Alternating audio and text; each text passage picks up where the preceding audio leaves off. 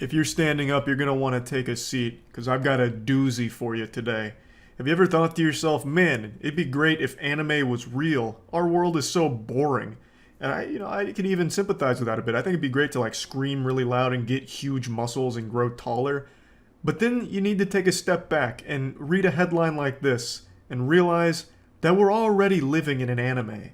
And it's a goddamn shonen shithole. There's a Destiny YouTuber who's currently being sued by Bungie for $7.6 million. And just like the Celtics in the NBA Finals, he will absolutely lose. He doesn't stand a chance. He'd have better luck finding $7.6 million in the gutter than winning this lawsuit against Bungie. This guy took the plot of Death Note and applied it to YouTube. He basically became a Diet Kira, and as a result, it cost him his entire life here with this lawsuit.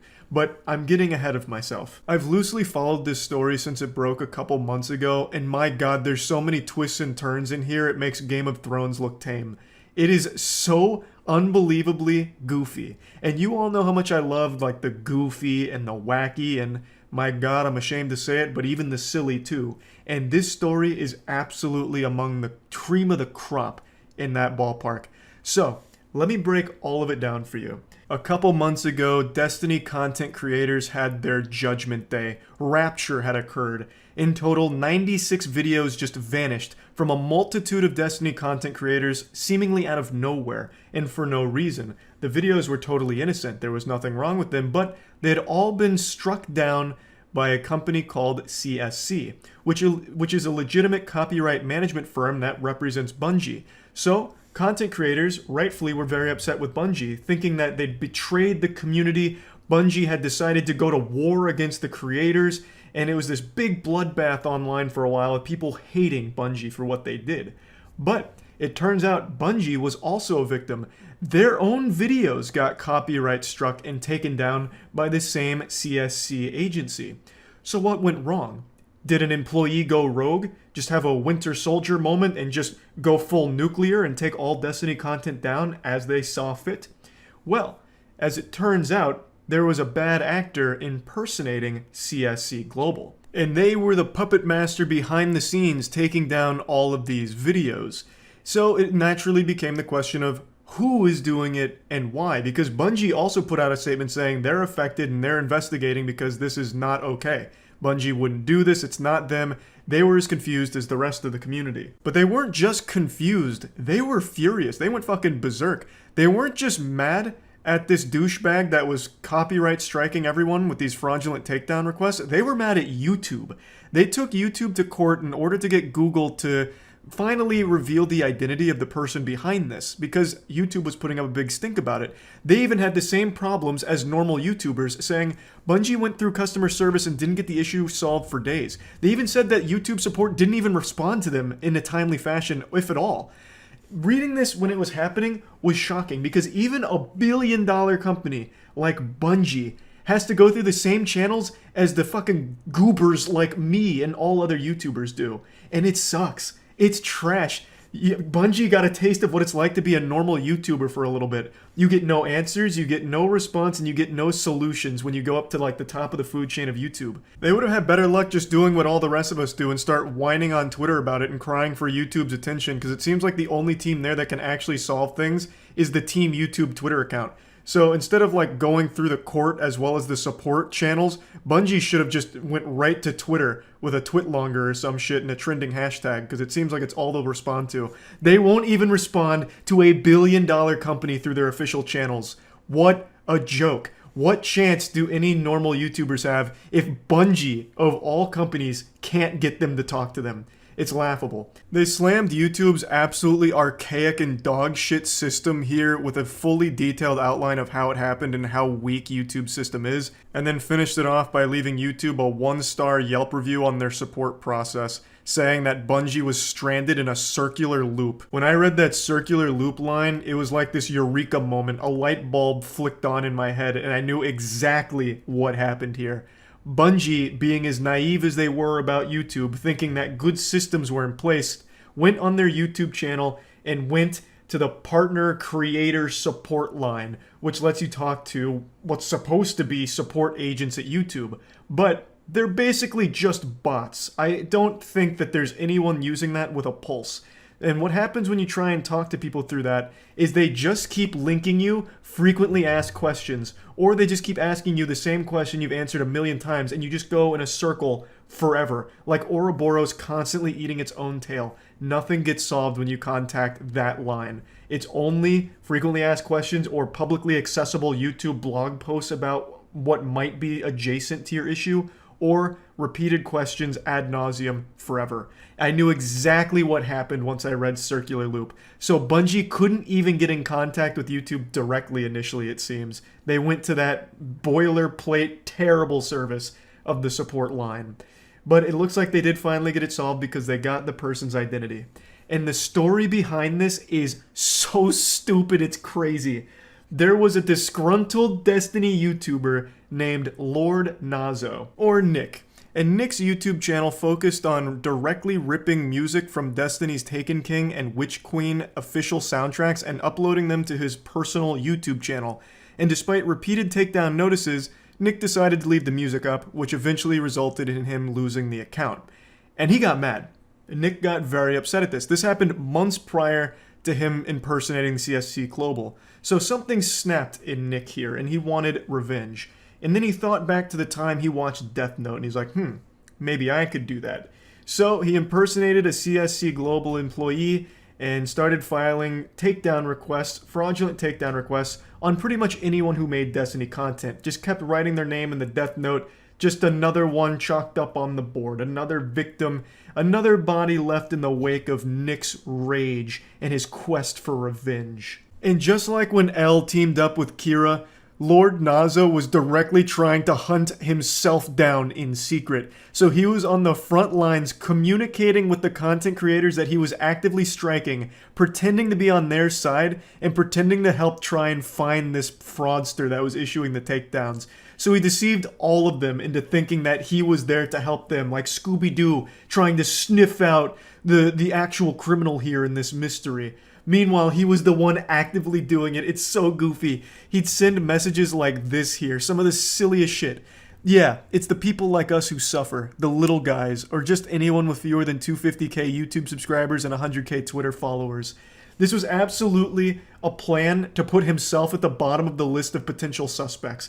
So he'd say things like, yeah, I was also a victim of this a few months ago. There's something real evil out there, and we've got to find him. I won't rest until this dubious actor is brought to justice. He'd go on and on, dropping breadcrumbs like it's definitely a fraud, and then even going into detail about how easy it is to take down someone's content using YouTube's broken system. Just constantly saying things like, it's actually a fraud out there and I know it. Just trying like his best to make it seem like he's super innocent and on their side. But unfortunately it was all a ruse and he was the one guilty of this crime. And for this crime he is facing a $7.6 million lawsuit. That's a fat one. To my knowledge, that's the biggest lawsuit against any YouTuber so far. The previous record, I believe, was the $1.7 million against Roblox YouTuber Ruben. This is blowing that out of the water right now. And this is a lawsuit this guy would absolutely lose. He's guilty. Like he is literally like admitted to it. He has been caught red-handed with his hand in the cookie jar. They have absolutely caught him dead to rights on this charge. He did this. And it's pretty cut and dry. They got the information from YouTube. They even have these Discord screenshots where he like subtly hints at exactly how he's doing it. There's just no wiggle room here. So this is a lawsuit that he can't possibly win, really. And I've seen a lot of people defending him saying, like, he was actually doing it just to make a point about how broken the system is. And that's a good point to make, because the system is broken, but this is the worst way of doing it. He's committing crimes. This is a crime. And it's a really douchey one at that, because he is actively hurting the livelihood of all of his peers. All 96 of those videos that he copyright struck were either friends of his, mutuals, or Destiny content creators that rely on content creation for their livelihood, and he threatened it, directly threatened it. That's not necessarily a petty crime. That's a big deal, and that's a wide-stretching one that affects a lot of people. So I think he absolutely deserves to be slapped like this and made an example out of. Shit like this isn't okay. YouTube actually slapped someone like this in a similar fashion back in like 2019. There was a guy issuing fraudulent takedowns for other content. I think it was Minecraft. and he got slapped with $25K per takedown notice. And you know what happened? That shit didn't happen again because they made an example out of that guy. And that's exactly what Bungie's doing with Nick, Lord Nazo here. And I think it's the right play. Bungie's seeking $150K for each of the works implicated in the fraudulent takedowns for a total of $7.65 million, and plus the legal fees. And just last week, they won a settlement of twice that in a dispute with a Destiny 2 cheat seller. So Bungie's already riding momentum here. They already copped a previous W here, and it looks like they might get another one if this makes it to court. And all of this over Miner's YouTube channel, which had less than 3,000 subs. Ultimately, I think Lord Nazo wanted to do something good. Like, he truly believed he was the hero in this anime, where he's fighting against a mega corporation that wrongfully took down his content, and he wanted to make an example out of a broken system. But he failed to realize that he was never the hero to begin with, because his content was straight rips from their official soundtrack that he re-uploaded, fully knowing that that's not allowed, and even receiving warning that that's not allowed, and still acted surprised and angry when he eventually lost his channel because of it. And then in his temper tantrum, tried to spin this narrative where, like, this system's broken and I'll prove it, by targeting the company that made me mad. And by targeting that company, he targeted a ton of normal people that had nothing to do with Bungie. And as a result of that, their livelihoods got kind of fucked for a little bit. Bungie's reputation got fucked for a while. And a lot of the other music uploaders who actually do have permission and uploaded music fully within fair use policies, they took down their content in order to avoid being struck because they thought it was Bungie just going on a killing spree. So they panicked and removed all of that content from their own channels, which again hurt their livelihood and still does because the content's not back up since they deleted it. And that now is now off YouTube. All of that content's gone as a result of this guy going commando mode. So the results of all of this were overwhelmingly negative across the board. There was nothing good here for anyone. And most of all, the worst part of it happened to Nick himself, now facing a life-changing lawsuit of $7.6 million. A really fucking crazy story, honestly, with a twist ending that I didn't expect. When I was first reading about this, I thought it'd be like a group of people doing a coordinated effort against Bungie that they had like a disagreement with. I didn't think it would be a single person that just had a petty disagreement with the company. It's just absolutely mind-blowing stuff. So I just wanted to share this because I thought it was pretty crazy and pretty sad at the same time, to be honest. And that's about it. See ya. Google is being sued for $2.5 decillion. That is probably a number you didn't even think existed. Like, that's more than a gazillion dollars. That's more than a more billion dollars. Like, this is an unfathomable number they are being sued for by Russia. To help put it in perspective, here's Decillion compared to others that you've heard before, such as 1,000, million, billion, or even trillion. And you can see trillion's not even halfway there. It doesn't even make a dent. It's estimated that the entire global GDP is 100 trillion, which is like 0.0000001% of what Google is being sued for by Russia. To put it in even more simple terms, 2.5 decillion is almost as many pounds as your mother weighs. It is crazy what they are trying to achieve with this lawsuit here. Shooting for the stars doesn't even cover it. You couldn't sell the Earth for $2.5 decillion to aliens. It's not even worth that much. If you took every dollar, every form of currency ever made throughout the history of our species, it wouldn't even come close to 1 decillion. I cannot stress enough just how absurd this number is. Like, Dr. Evil wouldn't even go for this. This is so far into the realm of lunacy that I don't think there's a single made-up villain who would even try this. At this point, it'd be like a fucking Phineas and Ferb character suing for infinity money. The lawsuit is over YouTube banning Russian media networks. Like, they banned a ton of Russian accounts and accounts associated with, like, the Kremlin and all of that. And the fine arises from Google's failure to comply with previous court orders mandating the reinstatement of these Russian media accounts on YouTube. The court warned Google that non-compliance would lead to compounding fines with no ceiling on the amount. starting at 100,000 rubles daily and the fines doubling every week until the channels are restored. This is what it feels like to play Magic the Gathering with someone doing doubling season token shenanigans. Like, this is just fucking stupid. The fines doubling every week? It's like a RuneScape scam. What the fuck? What in tarnation? So, fundamentally, YouTube had banned a lot of Russian media accounts and accounts associated with the Kremlin and all of that. And Google has repeatedly cited sanctions compliance as the justification for suspending content from the channels, including high-profile networks like Tsargrad TV and RIA Fan. They argued that the media entities involved were under U.S. sanctions imposed in response to Russia's geopolitical actions since 2014. So fundamentally, Google is saying, hey, we had to do this because of these issues and these sanctions. Then in 2022, following the invasion of Ukraine, the subsidiary of Google that was operating in the region declared bankruptcy, and Moscow had seized more than 100 million from the entity.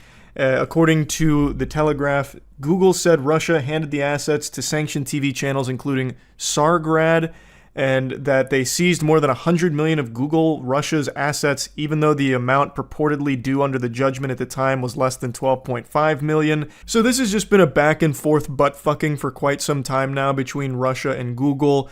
Now, Google in its latest earnings statement said, "We do not believe these ongoing legal matters will have a material adverse effect." To me, that sounds like they're saying, there's a lot of words here and we're not reading them. They're just going to ignore it. They're not even going to play ball with it for even a second. They're not entertaining the idea of a $2.5 decillion fine. They're just plugging their ears to it. Google has almost entirely ceased operations in Russia already. Like, they've almost fully pulled out from what I can tell. So it seems like they're just going to pretend that, you know, the Tooth Fairy's not real here and just not think about it. So this has been an ongoing battle here between Russia and Google, and this is just the most recent development in the anime. I don't think there's a single world where anyone actually looks at that number and takes it seriously. 2.5 decillion is comically large. There's not even that much sand on the planet. There are 7.5 sextillion grains of sand, and that doesn't even make a dent into 1 decillion. There is nothing on this planet that exists in that quantity, except maybe atoms. I think atoms is like 10 to the power of 50. Now, I can't imagine they're actually stupid enough to think that Google is somehow going to poop this shit out, 2.5 decillion anythings at all. That's impossible. I think this is just like a desperate Hail Mary to get some kind of money from it, like some kind of big fine from all of this. So they're just letting this number be as outrageous as possible. And they are trying to enforce these fines in other regions like South Africa, where they're trying to kind of come at Google from multiple angles, and then Google has been, in response, filing lawsuits to keep everything like localized to Russia. So it's been pretty messy. It has definitely been an interesting journey trying to get caught up on the lore of Google versus Russia. And I just had to dive in with both nuts here because 2.5 decillion, I had never even heard of the word decillion before. I thought that was just a made-up term. And it's not. It's so crazy. So yeah, I just wanted to talk about this a little bit. Of course, I'm just a clueless Neanderthal, so I have no idea if this lawsuit has any real meat behind it, if it holds water at all. I didn't pass the bar, I'm not a lawyer. But from my uneducated perspective, it just sounds so fucking stupid.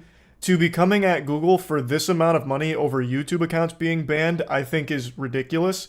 It's not like those YouTube accounts were going to generate anywhere near that level of money. Realistically, all of the YouTube accounts put together probably wouldn't have generated anything even close to $100 million, even if they were operational for 100 years. Like, I just don't understand where this number's even coming from. Like, I understand it's like the compounding fines where it doubles every week, but it's just made up, pulled out of their ass arbitrary nonsense. Like, can any YouTuber do that? Like, oh, my YouTube account was unjustly terminated.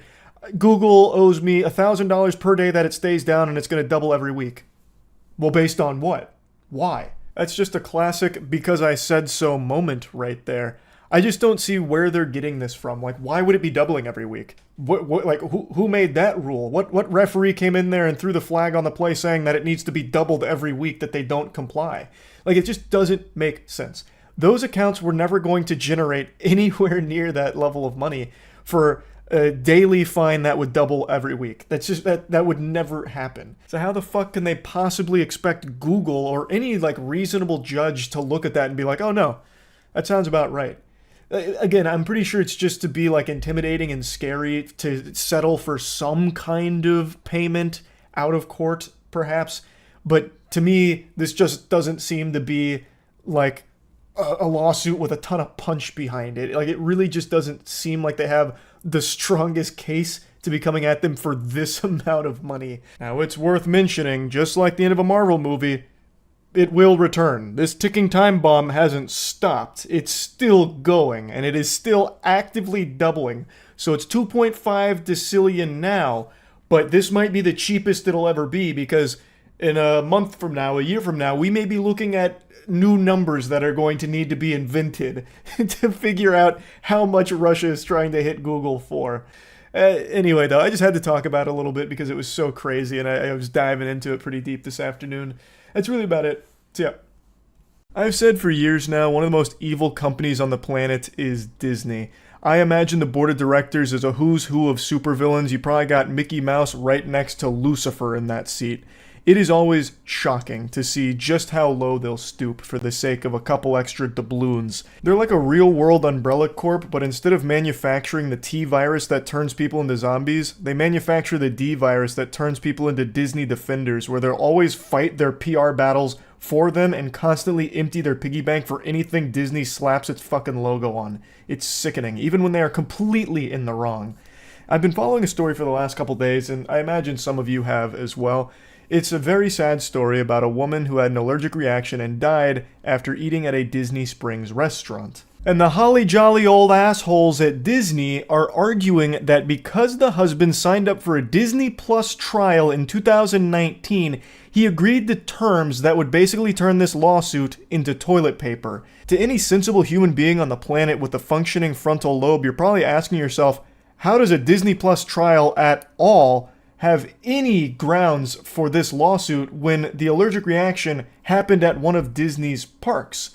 It's not like his wife had an allergic reaction to the dog shit Disney Plus is feeding them. She passed away because of a complete failure from the restaurant. It is entirely their fault. So the couple chose to eat at a restaurant called Raglan Road Irish Pub, and they told the waiter that she had severe allergies to dairy and nuts, and she was unequivocally assured the food would be allergen-free, and they chose this restaurant because it is apparently very accommodating to people with allergies.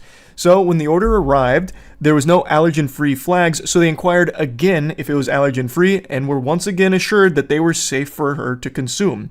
45 minutes later, she had an allergic reaction. Even after administering an EpiPen, she had difficulty breathing, collapsed, and later passed away. And the husband is rightfully trying to sue Disney for this because it is a colossal fuck up here. And Disney's just dancing on her grave. They're just spitting on her memory by trying to toss out the wrongful death lawsuit, by trying to say that the husband signed up for a Disney Plus account in 2019, which has language that prevents them from being sued in this manner. It'd have to be through arbitration, meaning it's overseen by a neutral third party and not a judge. And also, he had apparently agreed to similar terms when purchasing a park ticket online in September 2023. So this opened up a massive can of worms here about all of the sneaky, scummy shit companies sneak into their terms when you sign up for services or if you purchase things online. You know that shit that every human being on the planet skips through with agreeing to terms and conditions? Yeah, it turns out sometimes there's some really awful shit in there. I wanted to wait before talking about this because I've been talking to a lawyer about it because I was very curious if there is any legs at all for Disney to stand on here. But I just couldn't wait because I've already seen a couple of conversations about why it's entirely this couple's fault for gambling with their food allergies. The state of the world is so fucking saddening. How is it a gamble? So she was allergic to dairy and nuts, and this was made abundantly clear to the staff of a restaurant that is well known for being accommodating to allergies. Apparently this restaurant has a commitment to being very conscious of allergens. So they chose this restaurant for that reason and made it very clear multiple times that dairy and nuts were a problem. And they were assured multiple times that the food they had ordered was not going to pose any problems for that allergy. They did everything they could. That's not gambling, you absolute Cro-Magnon that are arguing that it's actually their fault, Disney's blameless. This is what I'm talking about with the D virus. People falling over themselves to try and take bullets for Disney. It is a fuck up from the restaurant and by extension, Disney. I know they have more money than God, but even still, this is such an outrageous claim to be making because signing up for a Disney Plus trial should have no effect on what happens at a Disney park. That's not related at all. It shouldn't extend to that. Just imagine if that was normal. Let's say you're on a Boeing flight and all the screws on the flight all of a sudden just spontaneously pop off like a water balloon exploding, and all of a sudden your plane just disassembles itself in the air and you die. Everyone dies on board because the Boeing flight malfunctions, as Boeing flights are known to do these days. Well, what if Boeing said, that's a real shame about that, but we can't be held liable for this because every single one of them, when purchasing their tickets online, agreed that no matter what happens, it's going to have to go to arbitration. So sorry about that, but really condolences. I am super confident that wouldn't work. You can't just have this blanket statement of, whatever happens, not our fault, and you agreed to it. See, you said right here, doesn't matter. You're fucked. Like that can't work. And from what I've heard from a couple of lawyers that have talked about it online, as well as a couple conversations I've had, this doesn't really protect Disney, but this has become so common in contracts as a way of trying to weasel big corporations out of liability. But it's still scary because it does give them some leverage to fight on. It gives them an angle, and with the amount of money they can pour into defending themselves, it's going to make it very hard for normal people to fight back, even when Disney is 100% responsible for the tragedy that occurred. But at least Disney's very apologetic here. We're deeply saddened by the family's loss and understand their grief. Given that this restaurant is neither owned nor operated by Disney, we are merely defending ourselves against the plaintiff's attorney's attempt to include us in their lawsuit against the restaurant. They're fundamentally going, we don't know those guys. They just use our land. We're kind of just like a landlord. We are not associated with those scoundrels over there at all. No, not us. Nope. You're coming after the wrong guy, bub. Go after them. Not our fault. And if you do want to go after us, you can't really because your Disney Plus free trial from 2019. Did you forget about that? Eek, sorry. Now, the lawyer representing the family called it absurd and preposterous, saying that the case is based on the incredible argument that any person who signs up for an account, even free trials that are not extended beyond the trial period, will have forever waived the right to a jury trial, which is pure insanity. And they also argue that Mr. Piccolo, the husband, agreed to the terms of use for himself, but he's now acting on behalf of his late wife, who never agreed to the terms, which I think is a really strong point. I think the lawyer is right here. His wife never signed up for the Disney Plus trial, thus she shouldn't be subjected to the fucking shackle and chains that apparently every Disney Plus subscriber is now succumbed to.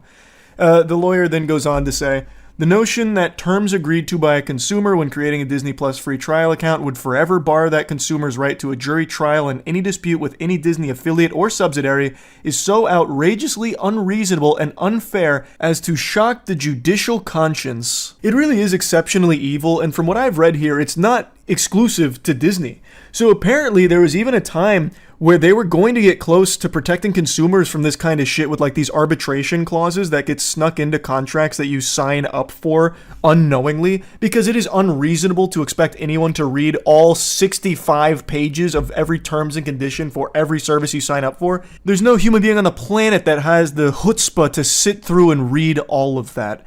But apparently that ruling that was going to protect consumers got fucked in Congress. So it's just, corporations really do operate on a different level than everything and everyone else. So no matter how much they are pushed to stop this shady shit, they can always pay their way out of it so it never actually sees the light of day and they can continue to do the scummiest things. Another quote here is, most of the companies in the U.S. require mandatory arbitration and allows them to, by and large, cut off much relief. Companies love it, but individuals who are harmed by these corporations really don't have any access to any form that would give them relief, as that's a real problem. It just limits consumers' options. It protects companies by fucking consumers in the face. The Supreme Court's view is if you don't like it, don't sign it. Which is a super easy position to have for all the troglodytes in Supreme Court, because they're so ancient and archaic that these geriatric fossils don't sign up for anything or any service because they don't even know what a goddamn computer is. They're still learning about that mystical, magical thing called the cyberspace and the internet. So they don't even know what the fuck this is. All they need to know is what the corporations tell them they need to know. But every normal person in the world all has different services that they have to sign up for. I'm not talking about just like entertainment services. Like, no one needs to have like a Netflix account or anything, or Epic Games account or something. But even just like, I remember 10 years ago when I was in my apartment, there was an online sign-up I had to do that had pages upon pages upon pages of terms and conditions. And I didn't read through all of them. I feel like most people don't read through all of them. Banking online, all types of services that are literally required for most normal people all have tons and tons of terms and conditions, and they are probably sneaking in some truly heinous shit. And this story right here helps shine a light on some of it and how unreasonable it is. And the Supreme Court saying if you don't like it, don't sign up for it is just, that's not realistic. It's just not at all. But yeah, anyway, this shit is super horrible. Disney super sucks. That's about it. See ya.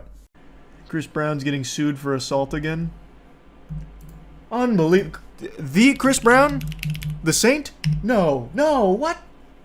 Twitter loves Chris Brown. They talk all the time about how reformed he is. What? No, he's getting sued? For assault? That doesn't add up. Deep state. That's deep state. That's deep state if I've ever heard it.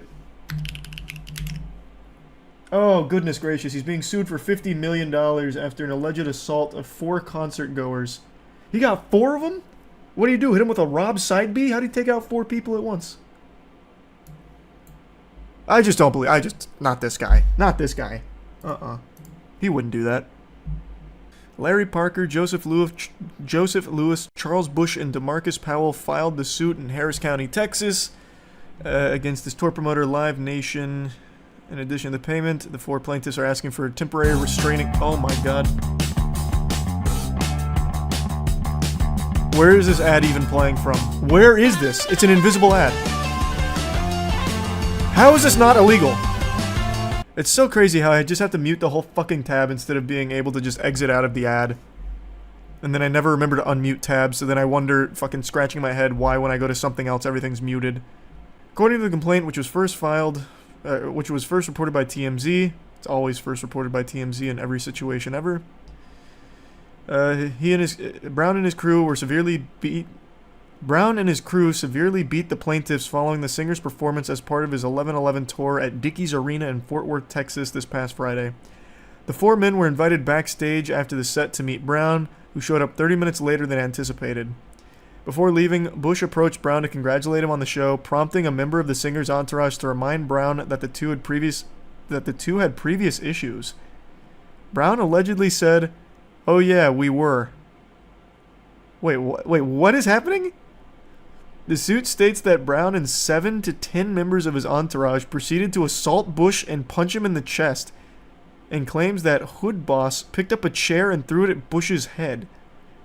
The suit goes on to claim that Brown and his crew turned their attention to Parker, who tried to escape down a staircase that led to a locked door. Upon instruction from Brown, Parker was allegedly punched in the face and chest and kicked in the head for over 10 minutes. The suit also states that Powell was punched in the shoulder while Lewis was hit in the shoulder and chest. All plaintiffs were injured and are currently undergoing medical treatment. So they paid for backstage passes of the ass-beating Chris Brown? Just for... Jesus. Backstage passes only to get their ass beaten by Chris Brown. Imagine that. Paying money just for fucking knuckle sandwiches backstage. What's Twitter saying? I bet Twitter's already in full force defending this. Twitter has Chris Brown's cock so far down their throat. Not really seeing any of them talking about it. Where's all the breezy enthusiasts? I will say, I believe this is the first time he's assaulted men. Typically he likes to beat women. So he's pushing new ground here. Next he will beat children. Hey. He just might. Don't bring your kids backstage to the Chris Brown concert. Stay home. But Charlie, he's a good singer. Not only is he a good singer, he's a good dancer. So this is him beating women. Who cares, huh? Him beating men. Who cares? Have you heard him sing? Oh! Someone won. What a jump scare.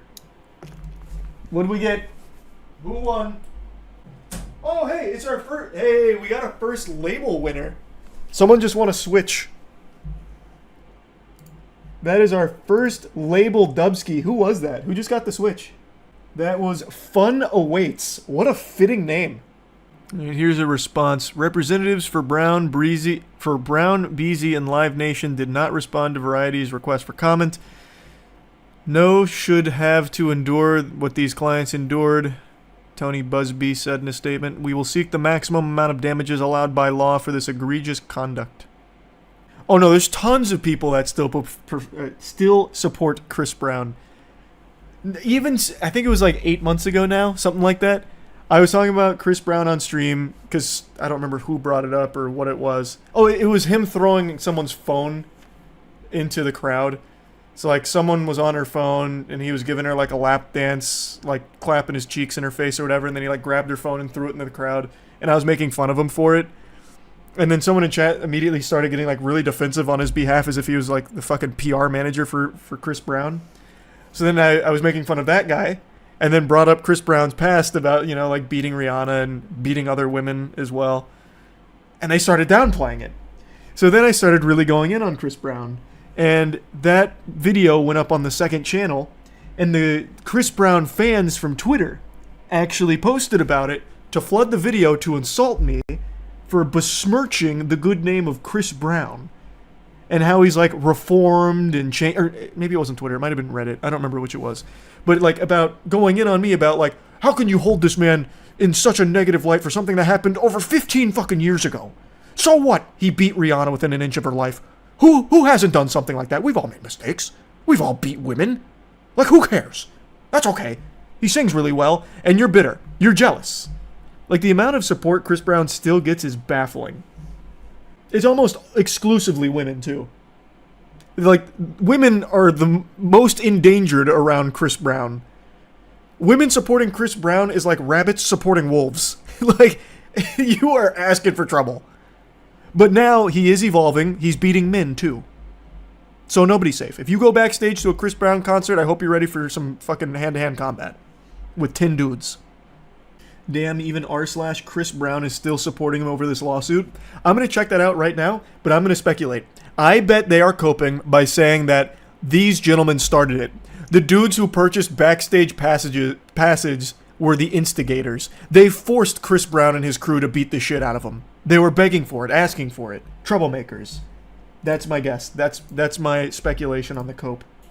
This took place Saturday. No video evidence of a fight in the last. I love that. Chris Brown fans just can't even write a full fucking sentence without blowing it.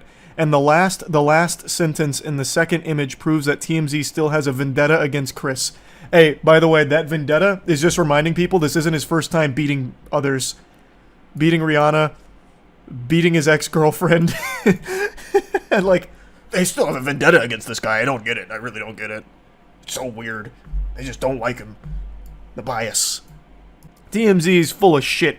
Those men were looking for him, and his mom and child were back there with him. And people from the meet and greet said those men were looking for Chris with ill intentions. Yeah, I'm sure if they were looking for him with ill intentions, the number one place they would want to do that is at a fucking Chris Brown concert where he's surrounded by bodyguards and authorities and also paying extra money to go backstage. Yeah, I'm sure. What a great location to do that. But I called it. I fucking told you. I told you. I knew that would be the angle. And it looks like the normal posters on this sub are getting drowned out, but people are like, what's wrong with you? The fuck is wrong with you? Apparently the way for people to forgive crimes is to sing R&B, R. Kelly and Chris Brown. Unironically, like, a lot of people get away with shit by just being good at their craft. I'm gonna drop an example people always like to forget about. Karl Malone. Karl Malone literally impregnated a 13-year-old, and he is celebrated by NBA. The official NBA still endorses Karl Malone. He's a fucking rapist. Charlie, you have to see this. r/Chris Brown had a meltdown the other day after a video of a cop looking at Chris Brown weirdly went viral. It has 900 comments. What? What? What is that video even? What do you mean a cop looking weirdly at Chris Brown? Okay, I've got to see that. Hold on, I'm back on the subreddit. I'm in the mainframe. Oh my god. Oh, I wish I didn't go to top. I'm on r/Chris Brown, and the top post from today is from 22 hours ago that says 15-year-old Chris Brown was a savage. And it's a video of him, I guess at 15, making out with someone. Why share that? That's so weird. The way that police officer was looking at him bothers me. That's so parasocial. Oh my god, that's so parasocial.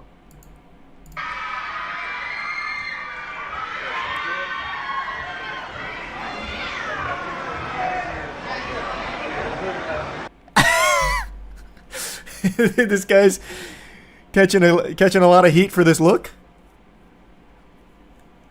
He's just making sure that, you know, there was no women around the area because women's faces are like a magnet for Chris Brown's fist. He's just checking to make sure things are okay. That's all. What in the what? We might not know exactly what they're thinking, but more than likely they mad because they know Breezy can fuck their wives, daughters, sisters, and nieces. And not you. Never you. Why do you defend him like this? This is so weird. Like, nothing even happened here. He's just looking at him. He probably doesn't like him. I don't like Chris Brown. Most sensible people wouldn't. He just beats women. And men now. I have to remember, he's a changed man. He beats everyone. Tell me you're an impotent racist without telling me. Holy. He looks like he hates Chris because he is not Chris. 900 comments about this. A split second of him just looking at Chris Brown in a way that bothered someone. Doesn't matter if you've been living under a rock, I'm sure even Patrick Starr's gotten this news by now. PayPal Honey, a wildly successful browser extension used by millions, turned out to be a big scam, allegedly. Except it's not alleged, it is factually a scam, in my opinion. I think Honey is more of a scam than the shake weight. This shit is foul. And thanks to a multi-year investigation conducted by a YouTuber named Megalag, it has blown the lid wide open on this operation from Honey. And just like my bubble guts after I make the mistake of eating a hot dog at a hockey game, it's bad. So bad, in fact, that it has now led to a class action lawsuit being filed against Honey. Another YouTuber named Legal Eagle just posted this video announcing this class action lawsuit they're filing against them. Now, when you hear the term YouTuber, most of you picture a bumbling imbecile like me. But contrary to popular belief, not every content creator is overdosing on stupid juice. Legal Eagle is a real attorney, not some phony baloney, horse hockey, a title he gave himself from Roblox or anything. And he made this video going over the motivation behind this class action lawsuit, believing that PayPal Honey has caused substantial financial damages to a substantial number of people. Now, this isn't his first rodeo announcing a lawsuit. I believe he's made 2 other videos talking about something that he's suing. This one obviously comes pretty early into the investigation that Megalag has conducted. Keep in mind, that was part 1 of a 3-part series that Megalag is releasing on his multi-year investigation of Honey. And part 1 already had enough foul play to lead to a class action lawsuit. I don't even know how much worse it could get with this rabbit hole. Like, part 2 might just prove PayPal Honey was trying to cast the infinite Tsukiyomi and trap everyone on Earth into a genjutsu where we just keep fucking giving them affiliate commissions or something. Like, I do not know what else could possibly come out from Honey. Lord help us, part 3 from the investigation might just conclude and prove that PayPal Honey was trying to quantumly inject microchips into our brains or something. It really is, like, it's fascinating just how bad this company is. That one part of a 3-part investigation was enough to lead to a class action lawsuit against them. And it's not a frivolous lawsuit either. There's not really any question of whether or not Honey was engaging in taking affiliate commissions. They openly confirmed with Megalag that, like, they acknowledge that, yes, we will sometimes be the last click and get that affiliate commission. They openly say that. So that's not even what's called into question. It's more so now, is it fully illegal? And in my moron eyes, like my idiot vision, I think it has to be, right? Like, I talked about it a bit on stream last night. I'll show you some clips there. But I think it is the textbook definition of cookie stuffing, which does have a legal precedent set that it's wire fraud. Now, I think there's been a little confusion on exactly how big of a scam this is, so I'm going to try and break it down into even simpler terms. A lot of people are under the impression that the only people affected are those that promoted honey. Like, who cares about influencers that lost money, through commissions and stuff? That's not the actual scope of it. Even setting aside the blatant false advertising where honey claims it gets you the best coupons available, which is proven to be untrue. In fact, they hide the best coupons from you because they work with the companies directly to give you what coupons they want you to have access to. So they'll give you like a 5% coupon even though you could find a 20% one on your own. Honey tells you that doesn't exist, there's only this 5%. Setting that aside, which directly hurts the people that use honey, setting that aside, the affiliate theft, the what I believe to be cookie stuffing, it comes from people no matter what their familiarity is with honey.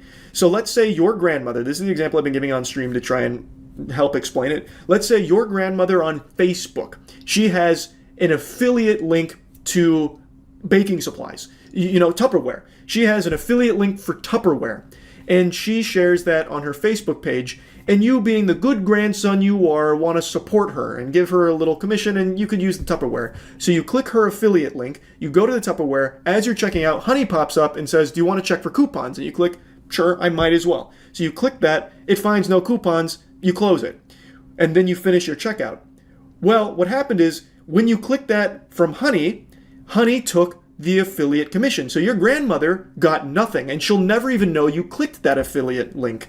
Honey got the whole thing because Honey is a brand partner of that Tupperware, not the grandmother with the affiliate link. Thus, when Honey poached the affiliate commission, they got all of the money, not your grandmother, even though it was your grandmother's link that brought the sale to the Tupperware. But that company will never know that it was the grandmother's link that did it. They will just see that it was Honey that got the last click. Thus, they have to pay out the commission to Honey. That's what's going on. Your grandmother had never heard of honey. She never promoted honey, but you had it because maybe your favorite YouTuber talked about it, or maybe you just happen to see all the advertisements elsewhere for it. That's the actual spaghetti and meatballs of it. It's not just people that promoted the honey, getting butt fucked or anything. It's anyone that has honey and then tries to click an affiliate link. Honey will take it, even if that affiliate link came from someone that knows nothing about honey.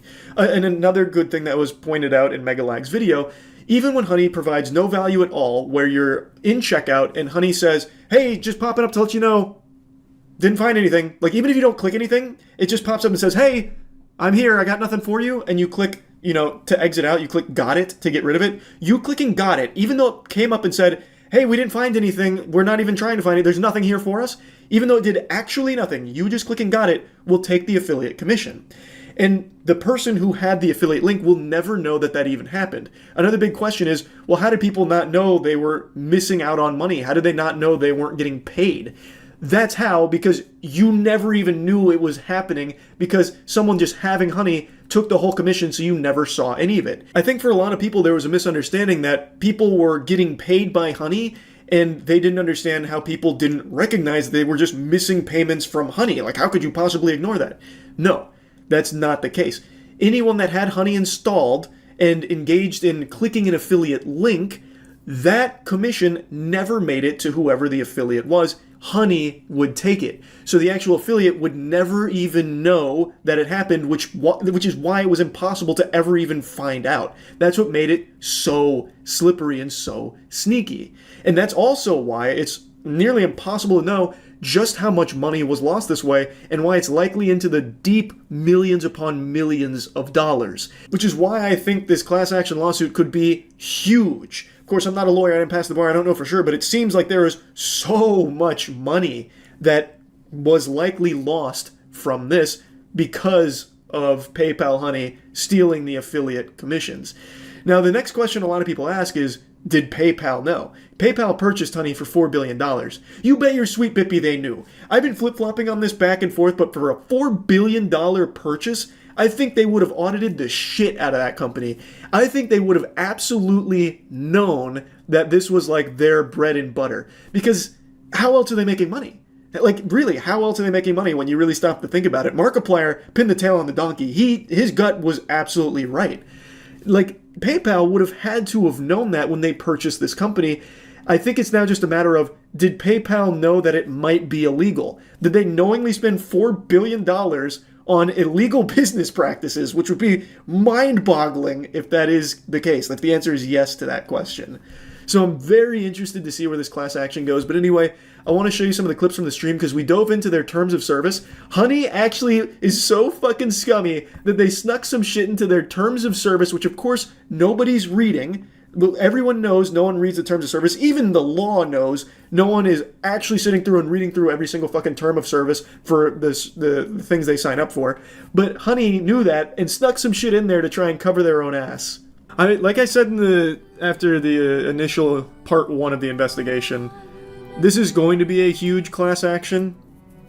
There is unironically millions of dollars that were probably lost along the way for a lot of different people. So I'm very curious to see just how big it gets. I think it's almost billions of dollars lost. I gotta stop the music for that. Okay, it's gonna be a lot of money, but billions? Is Honey even worth billions? PayPal paid $4 billion for it. I gotta stop the music for this. Did you know Honey's terms of service make it so you can't sue them with a class action? I'm gonna look that up myself right now. I don't believe you. But no one ever reads the terms of service. But I imagine Legal Eagle would have before the class action. Let's see.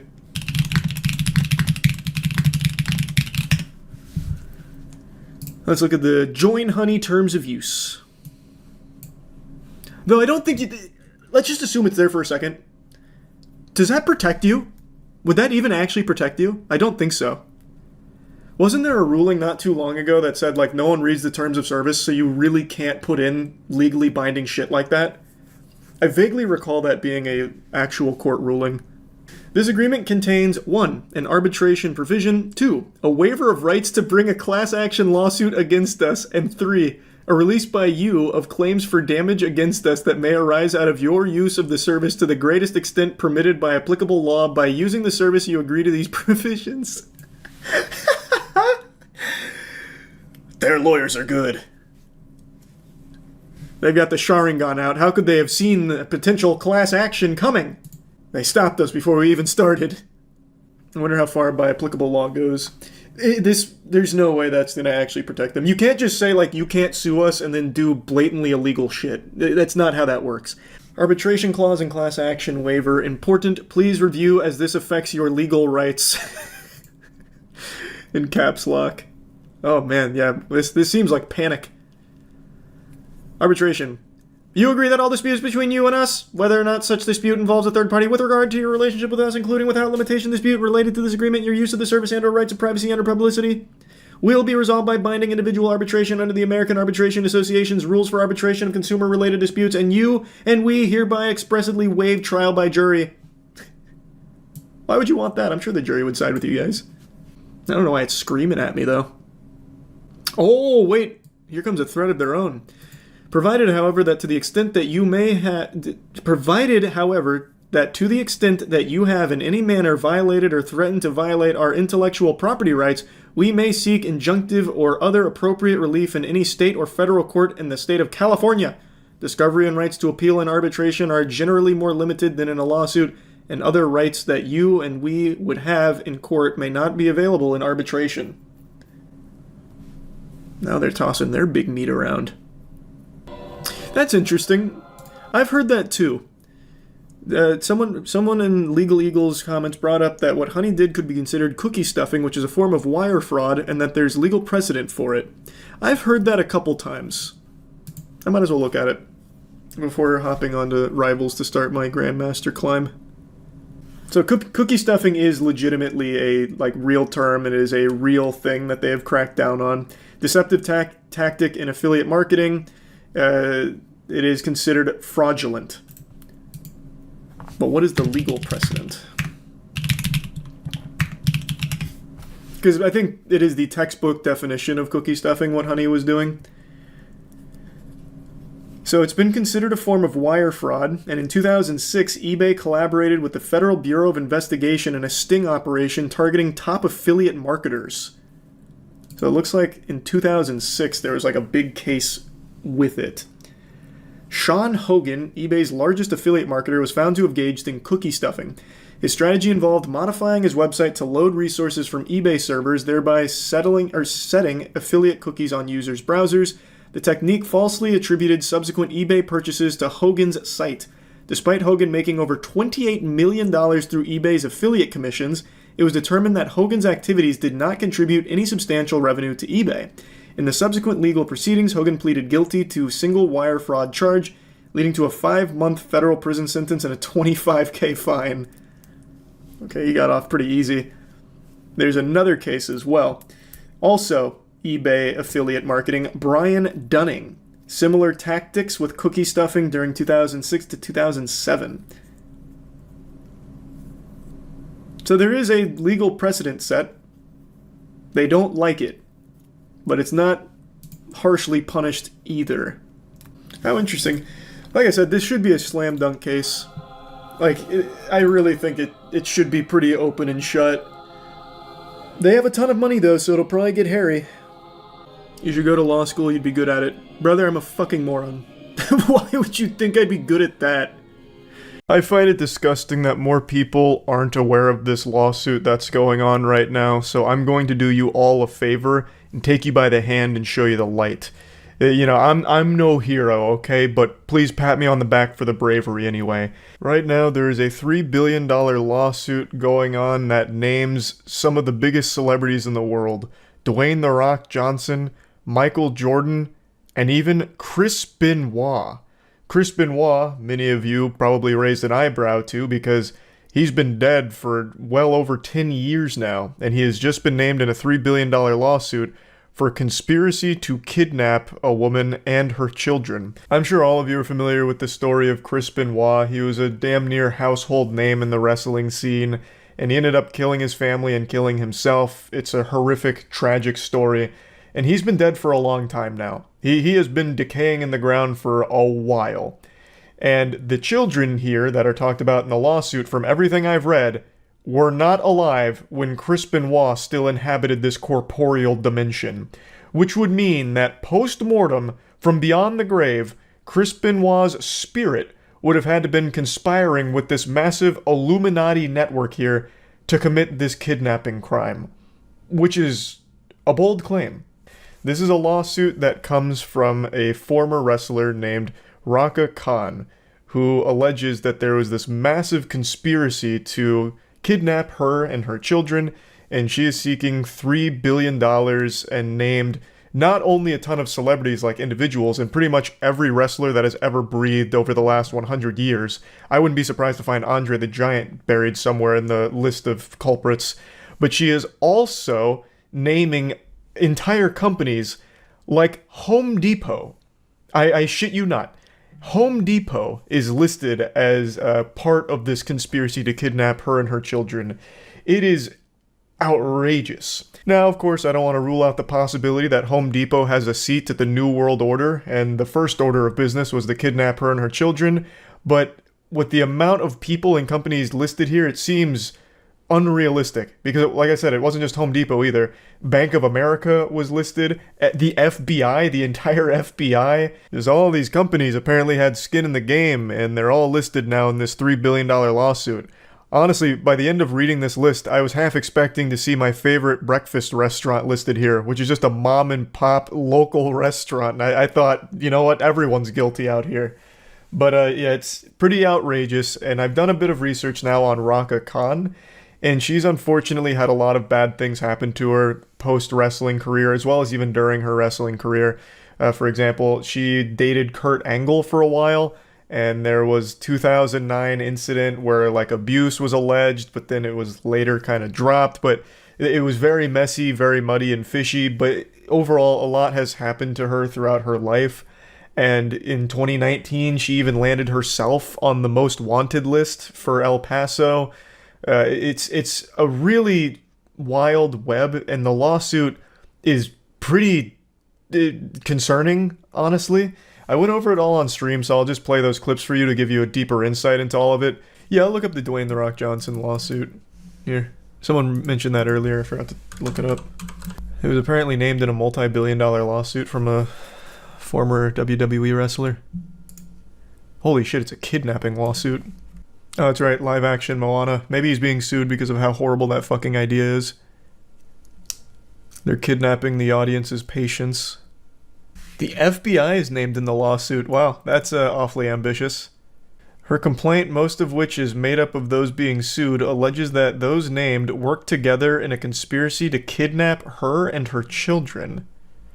Some other names in the lawsuit are the State of Texas, the El Paso Child Protective Services, the Las Cruces, New Mexico Police Department, the NYPD, the National Center for Missing and Exploited Children, New York ACS, Omega Psi Phi Fraternity, Shirley Police Department, Sigma Phi Epsilon, Suffolk County, New York, the Bank of America, Home Depot, and even who are her children?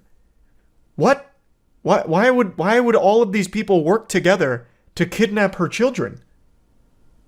Are they like Super Saiyans? Fuck, Jesus Christ. Home Depot of all things. How did they get tossed into the mega mix? The kidnapping aisle? What happened? Apparently it's proceeded in court. That's what it said at the start. It's making waves in court, or making progress in court. Still has a bench warrant out for her after not appearing at a criminal trial in December 2022 in Texas, where she was to face charges of interference with child custody and aggravated kidnapping facilitate. Aggravated kidnapping facilitate. Why does that sound so grammatically incorrect? She paid the court fees, which allowed the case to move forward, but no one's been served yet. And she is currently on their wanted list. And back in 2019 was placed as the most wanted fugitive list for child custody charges by El Paso. So this sounds like very serious mental illness here. What the fuck? Oh my god, Michael Jordan's named in it too. How deep does the web go? Or how deep does the rabbit hole go? If I'm reading this right, The Rock, The Miz, Chris Benoit, Mick Foley, and others conspired to kidnap Raka Khan and her children. Chris Benoit has been dead for fucking 2 decades almost. So the ghost of Chris Benoit conspired to steal her and her children? When did she allege that this happened, this conspiracy? This is so wacky. Holy fuck. Home Depot trying to be the next Wayfair. Yeah, I guess so. This is the next storyline for the WWE. Oh man, fuck, if only the MWL could get in on this action. We'd use this lawsuit for one of our storylines in a heartbeat. This would be huge for us. But I mean, yeah, this is fucking serious delusion. Especially because she's paying a ton of money for this, clearly. She paid all of the fees in order to push this through the court system, apparently. Alright, that's a big chunk of change right down the shitter. Oh, wait, you're right. Wait, Billy Corgan is also named in here. Did you just start naming everyone in the wrestling industry from, like, all promos everywhere? Am I in here? Is the MWL named in this? Fucking Dow Jones listed on this, lawsuit? I can't find the lawsuit, but we got some super sleuths on Twitter that were immediately able to point out some very shady business of this lawsuit, which is shocking. I mean, everything here seems watertight and sane, but they noticed that her child, that I assume she is referring to a potential kidnapping victim of this massive Illuminati conspiracy kidnapping case, was 4 years old in 2019. So that would mean Chris Benoit had already been dead and buried and literally a fucking skeleton in a coffin at this point. So when she was placed on the most wanted fugitives list, her child was 4, and that was in 2019. So Chris Benoit, he must have been like haunting the family, plotting this one. You're forgetting about potential time traveling shenanigans. I didn't even stop to consider time dilation. You're not wrong. How much is she asking for in damages? $3 billion. Yeah, you must have missed the most important part. Thanks to Resum, Nigel. You think they'll settle? Brother, if a single person listed in this lawsuit even gives this a moment of thought, I would be shocked. No, they're not going to settle for anything. Though, if they want to, they can do it in the squared circle of the Moist Wrestling League. We'll have ourselves our first lawsuit match. We should start suing people like this as a form of networking. Not wrong, Aaron. This actually might be the play. How's Michael Jordan involved if it's all wrestlers? Because it's not all wrestlers. Brother, the FBI and Home Depot are listed here, and Bank of America. It's just she also listed every wrestler ever as well. Legal Eagle on YouTube says she has a legit lawsuit.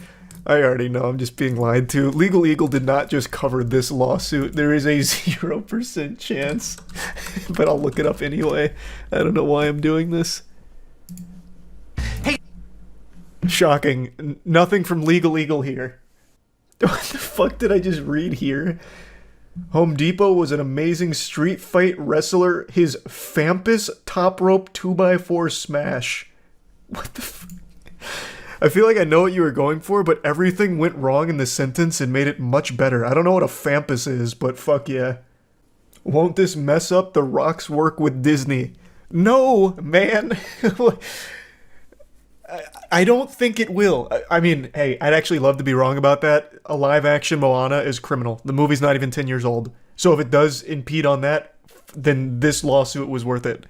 But there's a 0% chance. Yeah, Roblox, the multi-billion-dollar company, is suing a YouTuber for $1.6 million. When I first read that headline, I thought to myself, Jesus Christ, they finally went after Jim Wool, the elusive boogeyman of Roblox. But it turns out it has nothing to do with Jim Wool or his evil crime syndicate. This is an absolutely wild story that I just wanted to talk about today. I'm sure all of you have heard of Roblox before, and if you're a parent, then you're probably already having a PTSD episode right now with all the money your kids have stolen from you just to buy Robux with it behind your back. It's a game that is arguably the most popular and most profitable game in the world. And a couple days ago, it was announced that they were suing a YouTuber named Ruben0, a Roblox YouTuber who has 700,000 subscribers, and the lawsuit has some crazy allegations against him. It looks like we might have to add another name to the Roblox wiki list of the most controversial Roblox players of all time. They have this cool wall of shame where they immortalize all the worst players they've ever experienced. So it's kind of like the FBI's most wanted list. And you've got some real bad actors in here. Some fucking DC supervillains like Sonic the Hedgehog XX. They even have an adorable mugshot of the criminal here and a little explanation for how they ended up in the Roblox slammer. And so far the charges in most of these seem pretty trivial in comparison to what Ruben0 is accused of. Like a lot of these are just like Sonic the Hedgehog, for example, is accused of copying Weirdo King's game, and that's why he's on the controversial list. But Ruben0 in the lawsuit here, he is accused of a lot of like really awful shit. So now let's really spread these ass cheeks and dive into the meat here. So Ruben0 is being sued for $1.65 million in damages, and they say that he violated their user contract and anti-hacking laws. Now I'd like to clarify a little bit further on this. The way they say he hacked Roblox and violated their terms were he would circumvent being banned by making other accounts or using a VPN to make other accounts in order to continue to play Roblox. And they're calling it hacking in the lawsuit, I think. That's kind of the impression I got. I wouldn't necessarily say that's the traditional definition of hacking, but it is a violation of their user agreement. It just gets a little muddled when they say, like, you know, the anonymous hacker 4chan recently circumvented Roblox's anti-hacking rules by using a VPN and making another account XX Pussy Slaying Sonic Hedgehog. You know, I wouldn't necessarily say that's hacking, but yeah, it is a violation of the user contract. It goes on to say that Ruben0 is the leader of a cyber mob that with malice, fraud, and oppression commits and encourages unlawful acts designed to injure Roblox and its users.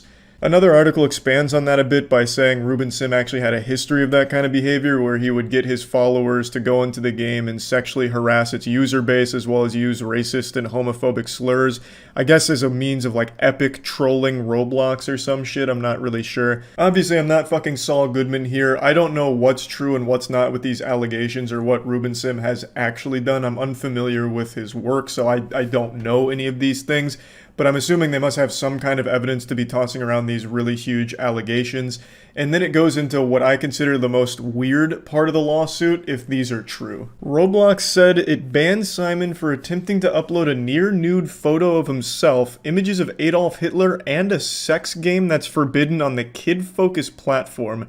And then it again talks about his harassment of other users there. I'm sure all of you know this, but Roblox is a game that's mainly played by children, like actual toddlers that are still suckling on their mama's titty milk and watching finger family videos on YouTube. So if that's true, and Ruben Sim tried to upload a near-nude photo of himself to that game, that's so fucked up. That's like walking into an elementary school and whipping your cock out and then claiming that it was just a joke. I have no fucking clue what the point of any of that would be. That's not even like a trolling attempt. That's a speedrun attempt at jail time. If he wanted to go to prison that badly, he could have just gone to the station and just asked for it. Uploading a sex game to a kid's platform and an almost naked photo of yourself to a platform that's almost exclusively used by kids? What the fuck are you thinking? If that's all true, that's the dumbest shit I think I've ever read. Now again, I'm not Santa Claus. I don't know who's naughty and nice. I don't know what's real and what's not about this with the allegations. In response to this lawsuit coming to light, Ruben Sim has deleted every single one of his tweets except for a single one, which is just a GIF. He did have a tweet before deleting them that he left up shortly where he said he wasn't going to be talking about the case because he wanted to make it as easy as possible on his legal team to handle it, and he thought by talking about it, it would make their job harder. And I think that was a very smart play by him, but by deleting every tweet, it hides everything that they like reference in the lawsuit as well as just a couple of other things. It just gets rid of any and all evidence they try and point to in the public eye. Obviously, Roblox being a multi-billion-dollar company has likely already subpoenaed for that information, so they still have it, but from like a spectator sport here, there's no way of going and looking at anything that they're referencing here and seeing if it's accurate, exaggerated, or just outright false. Though I would be absolutely shocked if Roblox was just faking this whole thing just because they didn't like his content. Apparently, Ruben Sim had a history of also like criticizing Roblox as a platform. I'm not familiar with Roblox, its controversies, things it does right or wrong. I don't know like any of that shit, but apparently Ruben Sim also like brought to light some bad shit in the community that also painted Roblox Corp in a bad light. So some people think that this might be their way of getting revenge against him. I don't know if a multi-billion-dollar company is going to be that petty about things, but let's continue with the lawsuit here. They go a little deeper on what they mean by hacking, where he was using fake accounts and evading bans, and then it talks about what is the most recent thing that prompted this lawsuit. The worst damage allegedly came during the Roblox Developers Conference in October of 2021. In the lead up to the conference, the suit says Simon engaged his followers on Discord, glamorizing the April 3rd, 2018 active shooter and murder at YouTube headquarters in California, and threatening/taunting a copycat act of terrorism at Roblox headquarters, telling his followers to wait until someone does it to Roblox. Then, during the conference, he tweeted that local police were searching for a fictitious, notorious Islamic extremist, and that the extremist had posted a video titled, "Someone blow up Roblox now." Meanwhile, his followers allegedly posted false active shooting threats and claimed to have poisoned the conference drinks. The event was delayed and forced into a temporary lockdown while local police and private security conducted a search to secure the facility, according to the lawsuit. Roblox said it cost $50,000 to investigate and secure RDC after the incident. Simon has since deleted many of his tweets. Obviously, this is the catalyst here. This is what actually prompted Roblox to take legal action against Ruben Sim. It was this instance, and everything else was put in here to kind of show Simon's character as a way of like showing that he's a bad actor in the Roblox community, I guess. So all of it was just lumped in here after this event to just give a whole picture of the situation, I guess, that Roblox is trying to deal with. Again, with all of his tweets deleted, and I couldn't even find them on archive.org, there's no way for me to look at that and be like, oh, okay, so he actually did those things. I have no way of knowing. Only Roblox and anyone that's familiar with Ruben will know if these claims are accurate or not. If they are, then obviously something was going to come from this. I truly don't know how anyone can think that you can call in a fake terrorist threat and do it publicly on Twitter without any kind of repercussions. I've seen a couple of people on Twitter that have to be addicted to whippets and heroin because they are super dumb. They were arguing that Roblox is too big and thus shouldn't care about one troll calling in a terrorist attack on their developer conference meeting. So I guess that might have been the thought process here, assuming this is all real, that maybe he thought that since they're worth so much money, they're not going to care about him doing this.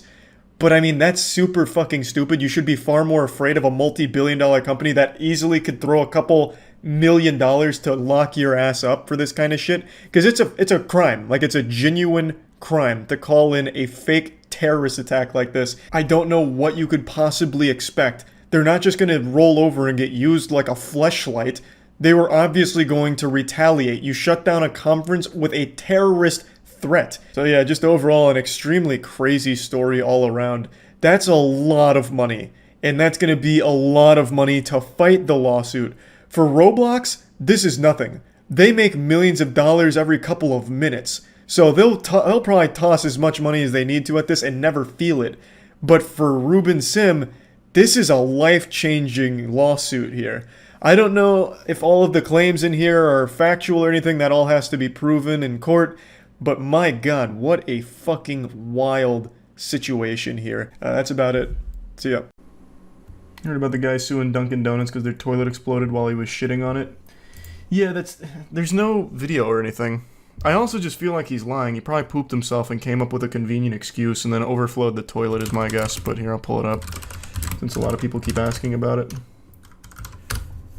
That's my theory, at least. Last I saw, there was no actual evidence of a toilet explosion.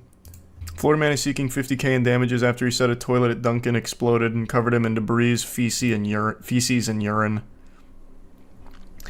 He alleges he visited the men's room at Winter Park Dunkin' outside of Orlando on January 6, 2022. The commode erupted, leaving the plaintiff in the loo covered in its contents. That's a really sophisticated way of describing a toilet blowing up. After the incident, the plaintiff said he sought help from employees who told him they were aware of the issues as prior incidents had occurred. How often is this toilet exploding? It's like an active volcano? You can't even just maybe put a sign up saying out of service? He's seeking $50,000 in damages from HZO Donuts, operating as Dunkin' location, formerly known as Dunkin' Donuts, on account of their alleged negligence, according to the lawsuit filed by the attorney.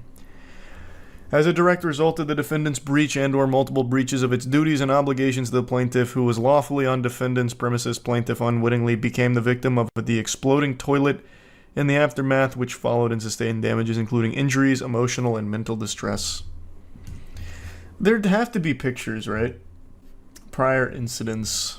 That was surprising to hear, but again, I don't think it's actually an exploding toilet. Like, I don't think the porcelain, exploded like a fragmentation grenade going off. Like, it didn't just have this... I don't think it was like a halo explosion when you throw a frag, is what I'm saying. Like, it maybe, like, some water bubbled over and maybe covered his butt a bit, is my guess. Because I just can't imagine, like, all of a sudden it would be like a bomb. I'm going to see if there's any photos of it. Even in the initial lawsuit, the lawsuit's all public right here. Even in the lawsuit, there's no Exhibit A or anything. Like, surely you'd take a picture. Or, even better, there'd be CCTV footage from the cameras in Dunkin', so we could see him covered in poop. But maybe he put in a junction to bar that from the evidence because it's embarrassing, perhaps. But if it really did explode, then may God have mercy. Hope he wins. He claims he suffered bodily injury. Well, he could have. Having a bunch of strangers' waste cover you could make you sick. Or if, like, the debris he's referring to is parts of the toilet hitting you that could hurt. Maybe bruise you. Apparently in the lawsuit, he said the incident made him experience a loss of capacity for the enjoyment of life. Okay, I've got to pull up the lawsuit myself here because it's all public. Let's see. That is if you get covered in A Dunkin' Donuts exploded toilet. Maybe you would lose all enjoyment in life. Let's see where it would be. Plaintiff requires mental health care and counseling as a direct result of the trauma experienced in the restroom at defendant's business and from the continuing trauma following the event. Oh. As a direct and proximate result of the negligence of defendant, plaintiff suffered bodily injury and psychological damages resulting in pain and suffering, disability, permanent and significant emotional injury, mental anguish, loss of the capacity for the enjoyment of life, expense of medical care and treatment. The injuries and damages are either permanent or continuing in nature, and plaintiff will suffer losses in the future. Man, with a statement like that, why are you suing for only $50K? Go for fucking $50 million. The loss of the enjoyment of life. Maybe the ceramic shattered into his sensitive areas. Well, that's what I was saying. If pieces of... There's no pictures of the toilet explosion, but the way they describe it actually makes it sound like a missile. So if there were parts of the toilet that started blasting him, then yeah, I guess that could cause, like, disability or permanent injury. No, this isn't the Epstein stuff. This is a poopy toilet explosion stuff. Bro's gonna be having nightmares specifically about the Dunkin' Donuts toilet. According to the lawsuit, he's having a lot more than just nightmares. I really wish there was footage, well, not footage, a picture of the aftermath. I want to know what a toilet explosion looks like at Dunkin' Donuts here. Like, that can't be common. Oh, here's the exploding toilet meme. I guess it could be like this.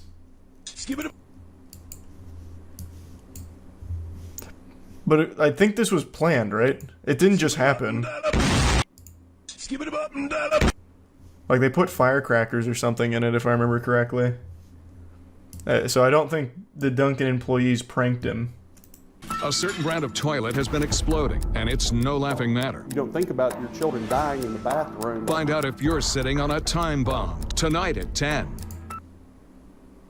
Whoa. I did not expect that. That was hard-hitting journalism right there. That got me hooked. This was 7 years ago. Did we survive? Did we make it out? Is the toilet defeated?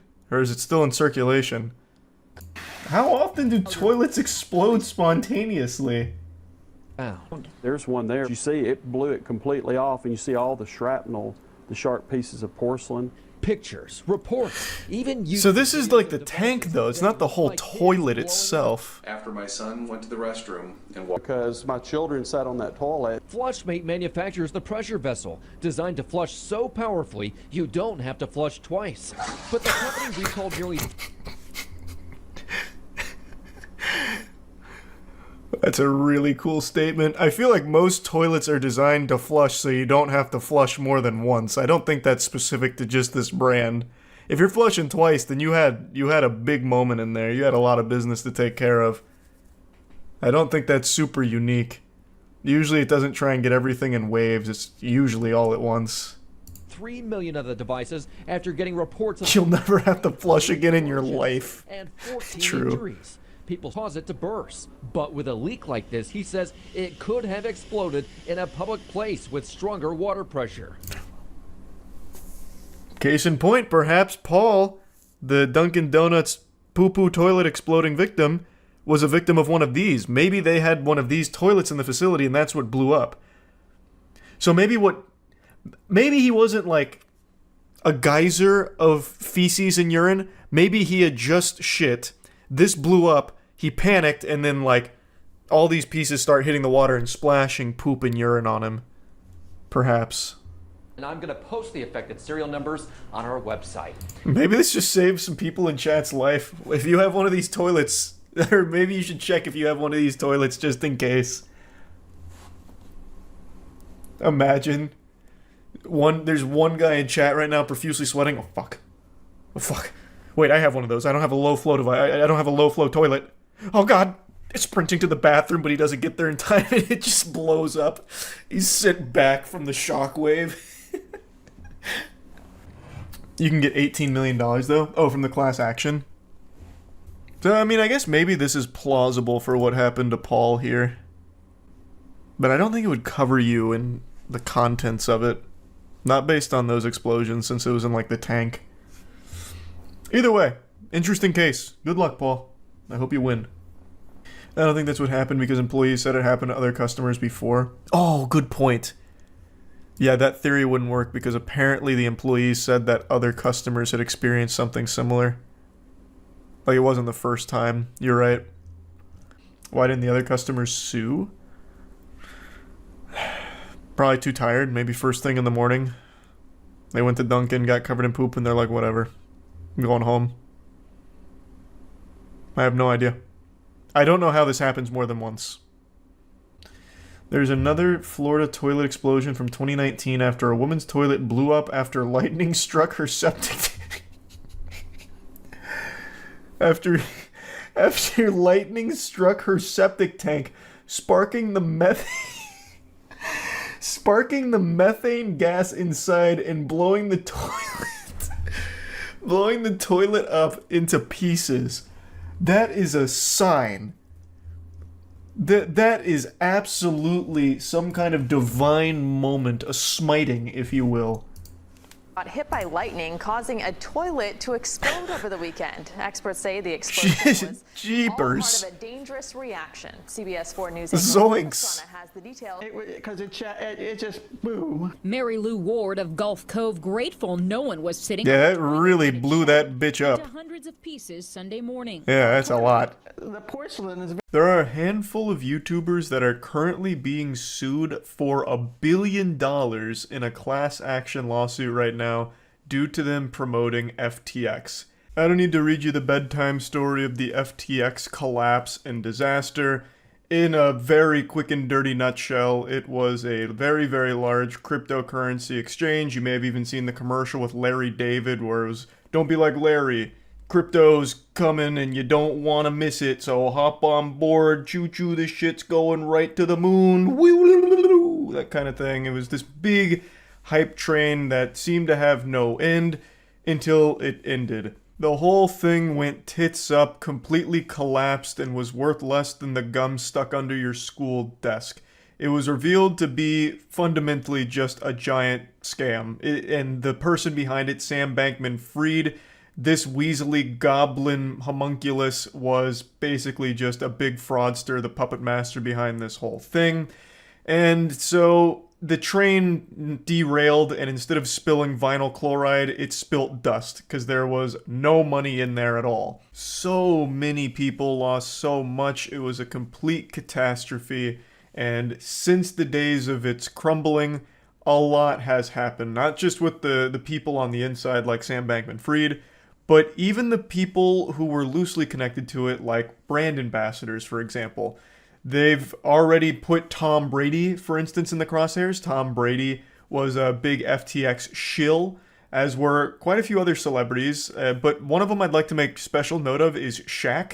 According to numerous sources, Shaq is currently trying to be issued a lawsuit for his involvement with FTX, but is hiding from them in his own home. So it's just almost kind of comical to think about Shaq hiding from the FTX lawsuit, like real Looney Tunes style, like he's, crouching behind his bar in his home or something while the guy's trying to deliver paperwork to him, but he can't find him, like a mission out of fucking Splinter Cell or something. It's a wild situation. A ton of A-list celebrities are being sued because of all of this, and now it extends to more than just the A-list Hollywood celebrities and sports stars.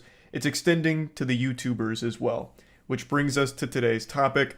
There is a handful of YouTubers who are getting slapped with a $1 billion lawsuit for their involvement in the promotion of FTX.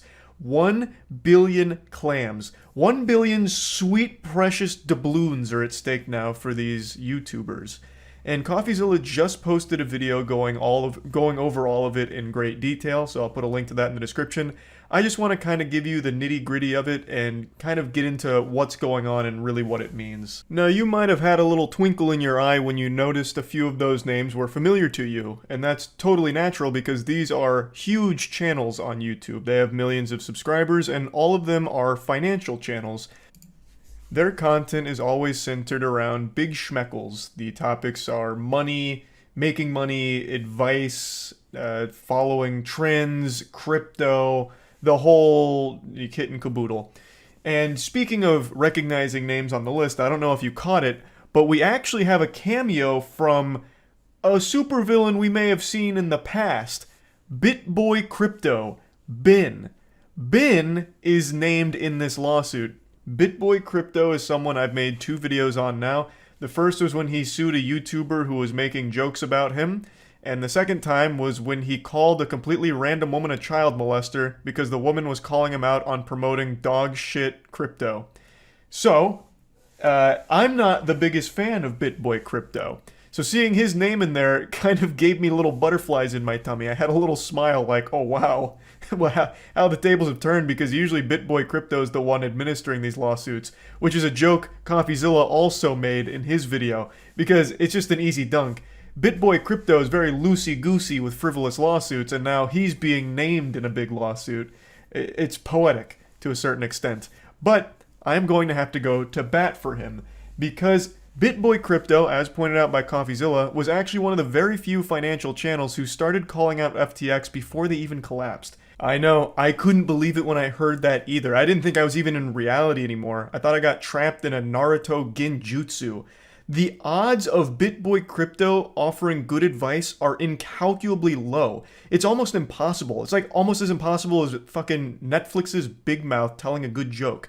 BitBoy Crypto's entire career is built upon offering the worst crypto investment advice into these absolute dogshit moonshot coins that almost always lose his audience money. And yet, in this specific case, he fucking nailed it. He got it right. According to Compialtion and his research, Bin had actually made a handful of videos letting people know that they need to get out of FTX immediately. That it's toxic, it's bad, and shit's not looking good, it's evil, this and that. And he was absolutely right. I mean, even a broken clock is right twice a day, as they say. And Bin absolutely hit the nail on the head. He pinned the tail right on that donkey. He was telling people like a month before the collapse even happened that they need to pull out now. And still, he gets named in the lawsuit here. As you can imagine, a lawsuit like this is a reputational stain for all of these YouTubers because people look to them for financial advice. And now their credibility has been fucking slammed. It's been slapped by this. Because they were shilling a fucking scam, basically, that lost a ton of people money. The big issue is they weren't just talking about FTX positively because they wanted to talk about FTX organically. A lot of them were being sponsored to talk about FTX and promote it. In fact, some of them even had a podcast that was sponsored by FTX. It's now been deleted, of course. They buried that as far into the soil as they could. But they were being paid to shill FTX, which of course gave FTX access to even more victims. It brought more people to the slaughterhouse here and completely butchered their finances when FTX inevitably crashed. So now let's start eating the meat to get to the bone. It's targeting financial YouTubers. I think you can probably imagine why. Financial YouTubers are looked at as experts in this kind of subject matter. Promoting FTX gives the perception to the audience that they've done their due diligence. They're working on the assumption that this financial YouTuber is trusted source when it comes to this kind of information, so this product, which fits right in that wheelhouse, must be something legit and safe. Because this financial YouTuber is talking about it and feels comfortable enough promoting it, it's probably legit. They're viewed as experts, thus, when they're doing an FTX sponsorship, it makes it seem even more legit than if it was just some completely random goofball that has no knowledge whatsoever on anything like crypto. So that, to me, makes a lot of sense, but in Coffeezilla's video, he talks to a real lawyer, Legal Eagle. Legal Eagle is an amazing channel on YouTube that I can't recommend enough, and Legal Eagle weighs in and says that he actually views this as kind of a meritless lawsuit. I'll do my best to break it down very quickly, but keep in mind I'm also a fucking idiot. So, the first thing that the lawsuit needs to be successful is it needs to connect the endorser to FTX itself. But the people that were endorsing it, I mean, they're not employees of FTX, they're not agents, they're not directors or anything like that. And oh my god, I got something in my eye. Fucking Sam Bankman-Fried shot a dust particle right in my eye. And then the second main component is they need to have the endorsers be liable, kind of like privy to what was happening at the behind the scenes of FTX, which Legal Eagle argues is kind of factually odd because even if they're endorsing FTX, it doesn't mean they understand what's going on the inside of the company. They're not necessarily going to be given information that isn't available to the public. They're not going to automatically know more than what's publicly accessible to everybody else. So he fundamentally says that it's not the strongest case, and he doesn't think it's going to go anywhere, but it's going to be expensive for the YouTubers named in the suit to fight it. But regardless of whether or not the lawsuit itself is successful, the community of these channels is not super happy about this whole situation because a lot of them fell hook, line, and sinker into FTX because of their recommendations. In CoffeeZilla's video, he interviews one of the people here, and CoffeeZilla doesn't pull punches. I always very much appreciate that about his interviews. So here he does absolutely lay it down to get to the bottom of very important questions such as, are you going to give back the money you made from the sponsorships? And all of those things. And all of it's answered in CoffeeZilla's video. But one thing that's interesting about the person being interviewed here is that he puts the onus on the viewers that fell for it, not so much him. In fact, he makes it very clear that he doesn't feel responsible. He just feels bad that some of the people that lost all of their money for being irresponsible in their own personal way. He doesn't feel responsible for it, which I found very interesting. I agree with CoffeeZilla that the viewers look at channels like his and other financial YouTubers as experts in this field. So when they're recommending something like FTX, they assume due diligence has been done and that this is a trustworthy organization that they can put money into. And in the case of FTX, that couldn't have been further from the truth. Thus, their credibility now is completely in the shitter. And a lot of people lost a lot of money from this trusting these YouTubers, which is a big problem. And that's a point CoffeeZilla likes to make at the end of the video that I think is a very strong point. So overall, these YouTubers are being sued for $1 billion. It doesn't, from the sound of it, from the expert like Legal Eagle, it doesn't sound like they're actually going to lose a collective $1 billion from all of this unless some kind of crazy shit comes out. But regardless, it highlights a huge issue where they would promote this product without ever really bothering to look that deep into it, which isn't a problem that's exclusive to just these financial YouTubers. That extends to the broader platform of YouTube as a whole. And in fact, it's happened to me before as well. On the official podcast, we actually had a sponsorship slot for Robinhood. And even though Robinhood isn't like an outright scam or anything, at least not that I know of, they have done some unforgivably shady shit. And I still feel awful about that whole situation because they had like 5 slots on the podcast and I thought it was a good service, but I was kind of naive to think that. I am no Robinhood fan anymore after the multitude of scummy moves they've made. So it is something that has happened in other verticals of the platform, but in this case it is targeted directly at the financial YouTubers in the lawsuit, and it's a very interesting situation here that I'm going to keep my eye on to see how it all plays out. But anyway, just wanted to talk about it a little bit. That's about it. See ya. Monster Energy files lawsuit against indie game over title. Monster Energy has filed a lawsuit against the indie game Dark Deception Monsters and Mortals. This time the company claimed the developer Glowstick Entertainment broke copyright with the horror game's title. So, no, wait. So if I go on Steam right now, I bet I have a game with monster in the title. Clash of Monsters, Garshasp. Well, they wouldn't fuck with Garshasp. He's way too powerful. Monster Hunter, Monster Challenge. So are they trying to like own the word monster? Because this seems like such a weird topic or target. I don't know this game, but I can't imagine it's like super huge. Yeah, I just read that they did this to Ubisoft Gods and Monsters. And of course, Ubisoft being the cucks they are fucking bent the knee to it, I guess. Company has expanded its settlement terms by preventing Glowstick Entertainment from ever using green and white logo on a black background. What the fuck? Huh? How is their title confusingly similar to the energy drink in any way? what incarnation? How? It's not like it's just called Monster. It is literally called Dark Deception, Monsters, and Mortals. So it's even plural, too. How is there any level of confusion? This is some awful, litigious bullying for no reason. How popular is this game? I'm unfamiliar with it. Is it a big game? Is that why they're doing it? There's 8 people playing this game right now, with a 24-hour peak of 17 hours, and the all-time peak was 254. Why are you targeting them?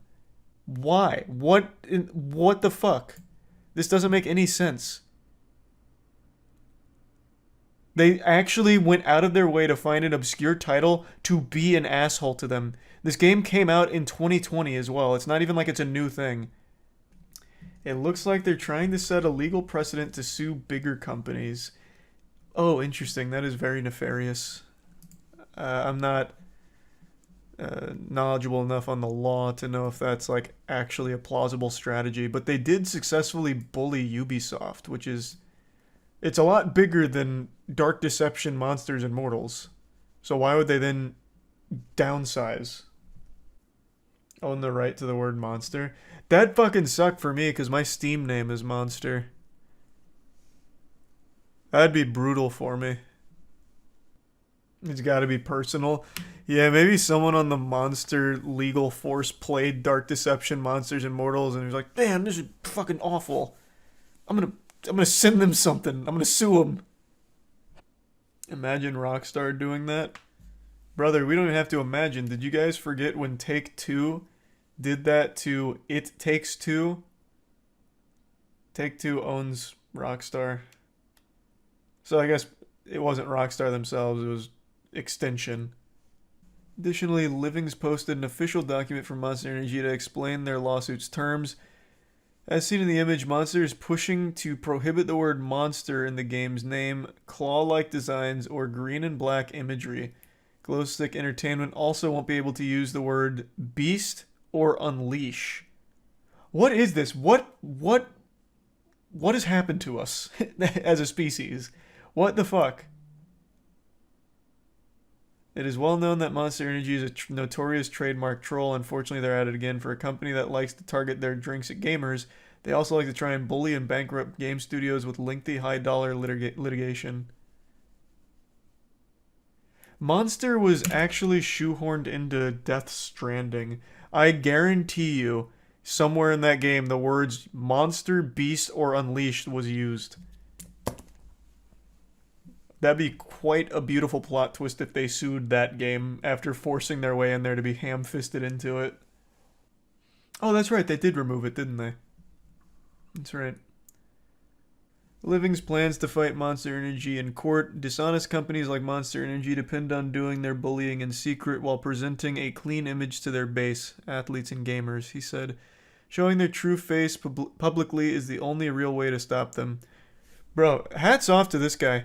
Like I said, I don't know the game. It's not a game I have ever heard of before, but I really hope this blows up their game. I hope they get tons of players and it turns out to be just like this hidden gem.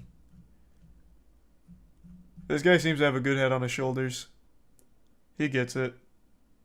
Monster Energy's past legal battles include suing an Ohio restaurant for containing the word monster on its sign, a Georgia welder for using a similar M logo, and a man's aquarium hobby forum called Monster Fish Keepers.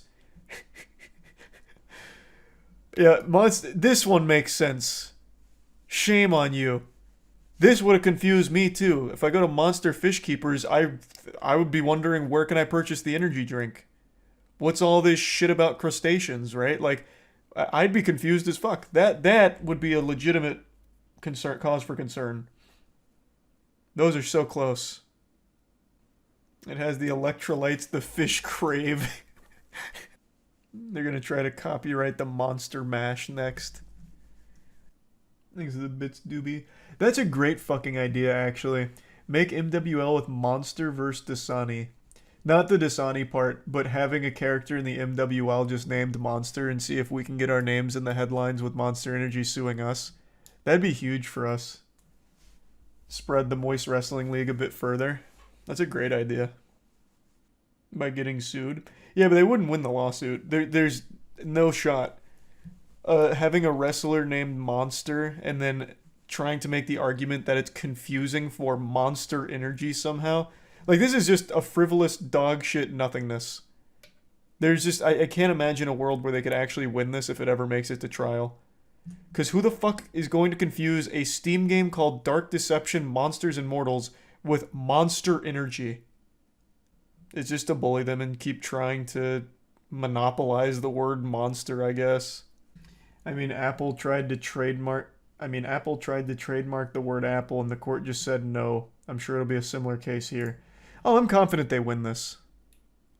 I mean, again, I can't imagine a world where Monster Energy somehow makes a compelling argument that this game is somehow confusing for their brand to their customers, unless Monster's going to have some kind of bombshell revelation during discovery where it's revealed that Monster Energy is actually shrinking everyone's IQ and turning everyone into fucking lobotomites where they can't process a difference between a video game and an energy drink.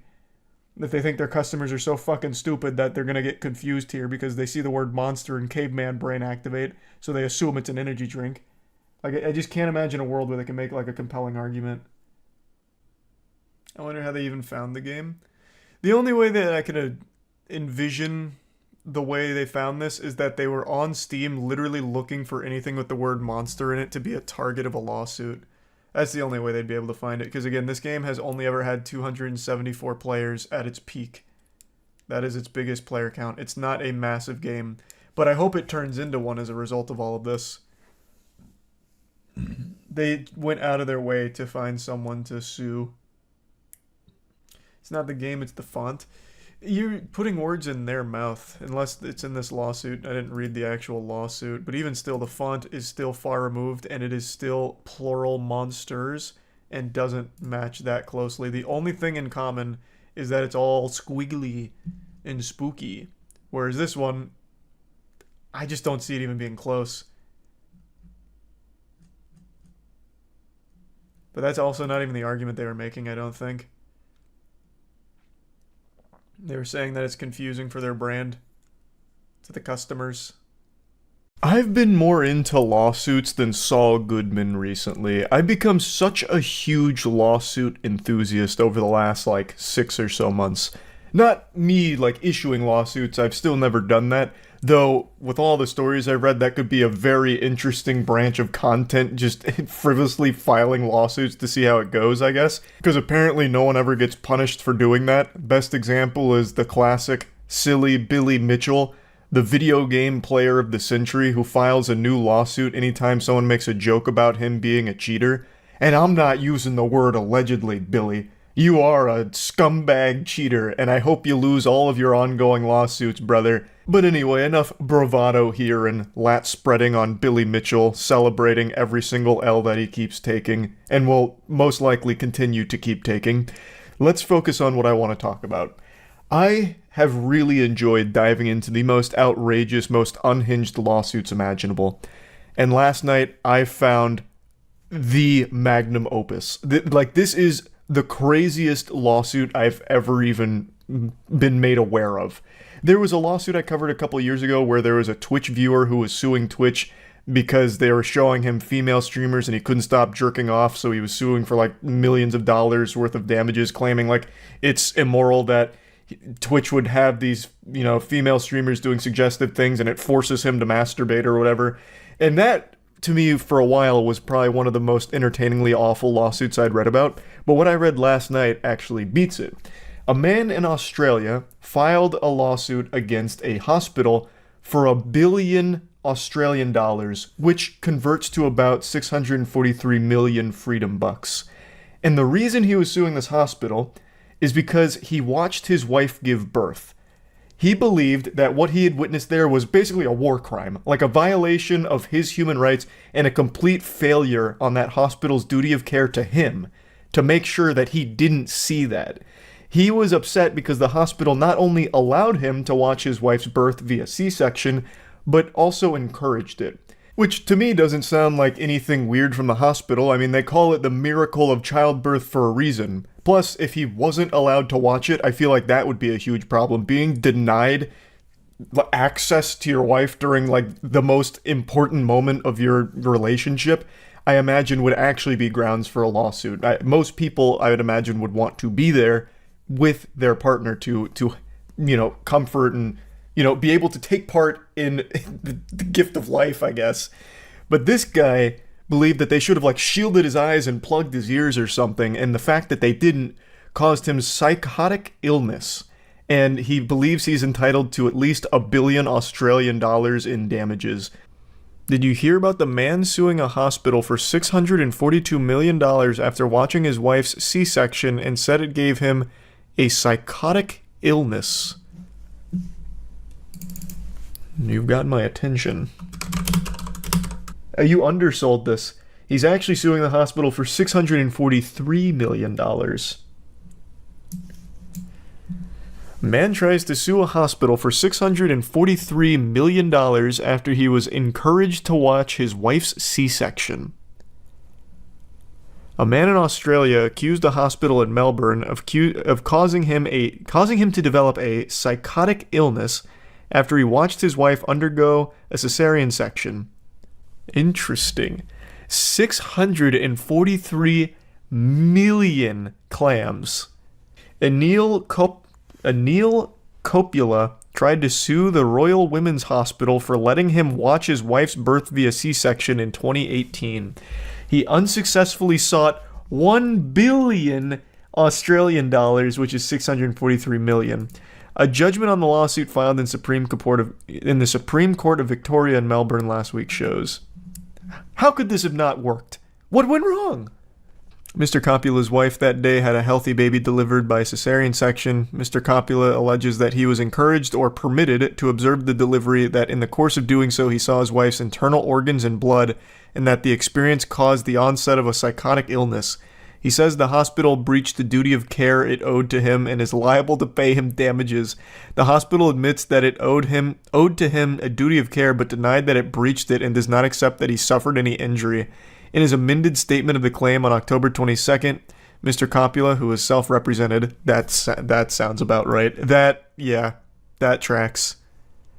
Assessed his damages for psychological injury at $1 billion. Isn't this so cringe? The human body is so cringe that C-sections are pretty common because we're not developed enough, we haven't evolved enough to make birthing efficient. So oftentimes they have to deliver the baby through the stomach. Evolution just is... It's got to catch up. We've got to redefine the meta. Birthing should be like the most efficient thing humans are good at. It's like the whole purpose of being an organism. To reproduce. I was just talking to my mom about that. That is an interesting conversation to have with your mom, but yeah, it is a fascinating anomaly why we haven't evolved to be better at it. According to the Center for Disease Control and Prevention, 32.1% of all baby deliveries in the U.S. in 2021 were cesarean section. Wow. Coppola filed the lawsuit several years after the operation, saying it caused the onset of a psychotic illness that led to a breakdown of his marriage. Yeah, that was the reason. The reason me and my wife broke up is because I had to watch her get a C-section, and I've never been the same. I couldn't look at her the same way. She grossed me out. It was so fucking yucky. I hated her for it. And I hated the hospital for making me see her like that. I've seen her inside and out. Yeah, stared into the abyss. Coppola chose to represent himself in court, where Justice James Gorton dismissed the suit and deemed the claim an abuse of process. I would agree with that. Did he give him like a big speech like, listen, goofball, this is ridiculous. Go home. Get out of my court. If men could birth, would you rather birth an NFL football out of your brown eye or a U.S. quarter out of your one eye? What a philosophical inquiry. I don't know. If I could, if I had to give birth right now and I got to choose, I'd probably try and do it like Majin Buu. So I'd vomit up the creature. I'd really rather not tear my whole ass out or anything like that. That's Piccolo. No, Majin Buu did that too, right? When he vomited out into Super Buu? Or am I misremembering? Trial proceedings included a medical examination of Coppola, with the panel concluding the degree of psychiatric impairment did not satisfy the threshold level, according to the judgment. Lawsuits that are seeking damage for non-economic losses, such as this one, require that an injury is significant, the judgment said. With regards to the medical panel's conclusion, Coppola said he disagreed with it, though the judgment said he was unable to agitate the correctness of it. I can't believe he didn't get $1 billion out of this, because he watched his wife's C-section, and then they got a divorce 3 years later. I want to see if this was televised. I'd love to see how he defended himself. Unfortunately, no footage exists of how this panned out, but man, I would really like to hear some of his arguments. No, listen, Your Honor, you don't understand. A baby came out from her tummy. I can't sleep anymore. I can't even look at her anymore. It's why our marriage fell apart, damn it. It's the hospital's fault for letting me see such a thing. I also love the confidence and delusion to ask for $1 billion from this. Our marriage was so good, Your Honor, you don't understand. It was worth at least $1 billion in order to make up for all of this hardship. I can't believe this. How could they be so cruel to let me see my child being born? No, damn you. Now, obviously, I think this is one of those cases where someone knows that it's ridiculous, but they try anyway and hope to settle out of court. So they go for like this alarmingly huge number and then try and like negotiate behind closed doors to just squash it. But with something this outlandish, that was never even in the cards. This is such a bogus baloney claim that it never even made it anywhere and never stood a chance either. I think there is a 0% chance that this guy is permanently scarred for life after watching his wife give birth. I understand C-sections are a little scary. I know what they are. Now, granted, I've never seen one in person, so maybe it's different in the Thunderdome. Maybe I'd see it and also just have a full-blown breakdown, my universe crumbles around me and it fucks me up for life. But even in that case, I still don't think I'd ever win a case for $1 billion because of that. I think that's a hard sell right there. But yeah, I just wanted to talk about this one a little bit because this one had me giggling. This is probably this has to be among the largest asks for a lawsuit based on legitimately nothing. So yeah, just wanted to talk about this a bit. That's it. So yeah. All right, let's read about this Casetify stuff. Dbrand is suing Casetify for ripping off its teardown designs. Dbrand claims it caught Casetify using its transparent style designs in its own line of device cases. Dbrand, the device skin company known for trolling brands like Sony and Nintendo, is waging a legal battle of its own. The company suing rival Casetify over claims it blatantly copied Dbrand's teardown device skins and cases, which are made to look like the internals of whatever phone, tablet, or laptop you've purchased from them. It's also introducing some new X-ray skins on the same day it's revealing the lawsuit. I'm not a huge phone case guy, so I don't know these names. Let me look up Dbrand real quick. Let me see their work. They must be pretty big, right? Dbrand's pretty massive, and I'm guessing Casetify is like the big boy. Showing the Dbrand Easter eggs Dbrand hid inside their design that was stolen by Casetify. Oh, so they planted little landmines, little gotchas in there. Ooh, that's very interesting then. So they caught him red-handed. It's on Dbrand's Twitter. Okay, let me pull that up then. Dbrand first revealed its teardown products in 2019 in partnership with Jerry Rig Everything, a YouTuber who breaks down new devices and sometimes even gives them transparent mods. The teardown skins and cases make it look as if you've taken your entire device apart and slapped on a transparent backing, when in reality, it's just a vinyl decal or a case you slot your phone into. It's a cool design. I think that's nice. Casetify allegedly took all of this work to use on its own phone cases. It all started when Casetify launched a similar line of phone cases called Inside Parts. Very uninspired. Teardown is a much better name. That is lame as fuck. Inside Parts? They spent 2 minutes on that. You could have come up with something so much cooler. Maybe like innards? Bowels is stupid. That's really dumb.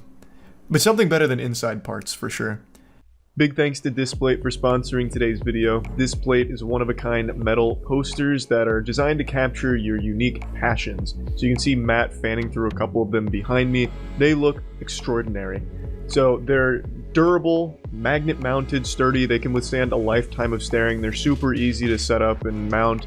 And you can customize them, you can collect them, you can rearrange them however you want. They have over 1 million designs available for everyone, including official designs from brands like some of the ones you're seeing behind me. There's just so many options, and again, you can customize them as well, which is always a lot of fun too. So it's all high quality designs printed onto the metal and hand signed by their master of production. They're unique, easy, and safe, and it only takes about 20 seconds. There's no need to drill anything into your walls. All you need to do is wipe the wall with a cleaning wipe, and then stick the protective leaf, place the magnet, and then put the disc plate on the wall. It's super easy, super quick. So if you're interested in getting some high quality disc plates for your office or any room in your house or anything, you can click the link in the description below. There's right now a Black Friday deal going on, so you can get 35% off 1 to 2 disc plates, 39% off 3 to 4 disc plates, or 44% off 5 or more disc plates. You can click the link in the description below for that deal, or use code MOIST at Discplate's website. Again, huge thanks for sponsoring. Which similarly puts an image of the components inside your phone on the outside. However, users noticed something wasn't quite right with the designs. In March, one user on X pointed out that Casetify appeared to be reusing the image of the same internals across different phone models, which means they didn't accurately represent the insides of each device they were sold for.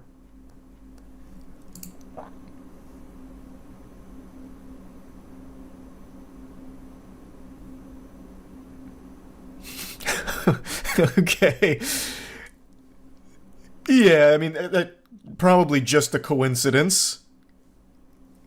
I'm sure that's easily explainable by Casetify. Piss puddlers unite. Find Jesus, my friend. What the fuck is a piss puddler? This looks pretty hard to fight. Like, how do you even argue against this? It's just a direct rip of it. Hear me out. Maybe one lazy dev and not the company's intent. Nah, what? No, what? Absolutely not. In a company the size of Casetify, at least giving it the old eyeball test, I'm not familiar with phone case brands, like I said, I'm just learning about them. Casetify seems huge. You can't just have one guy, like, brute force through a design. That has to go through 1,000 different pipelines.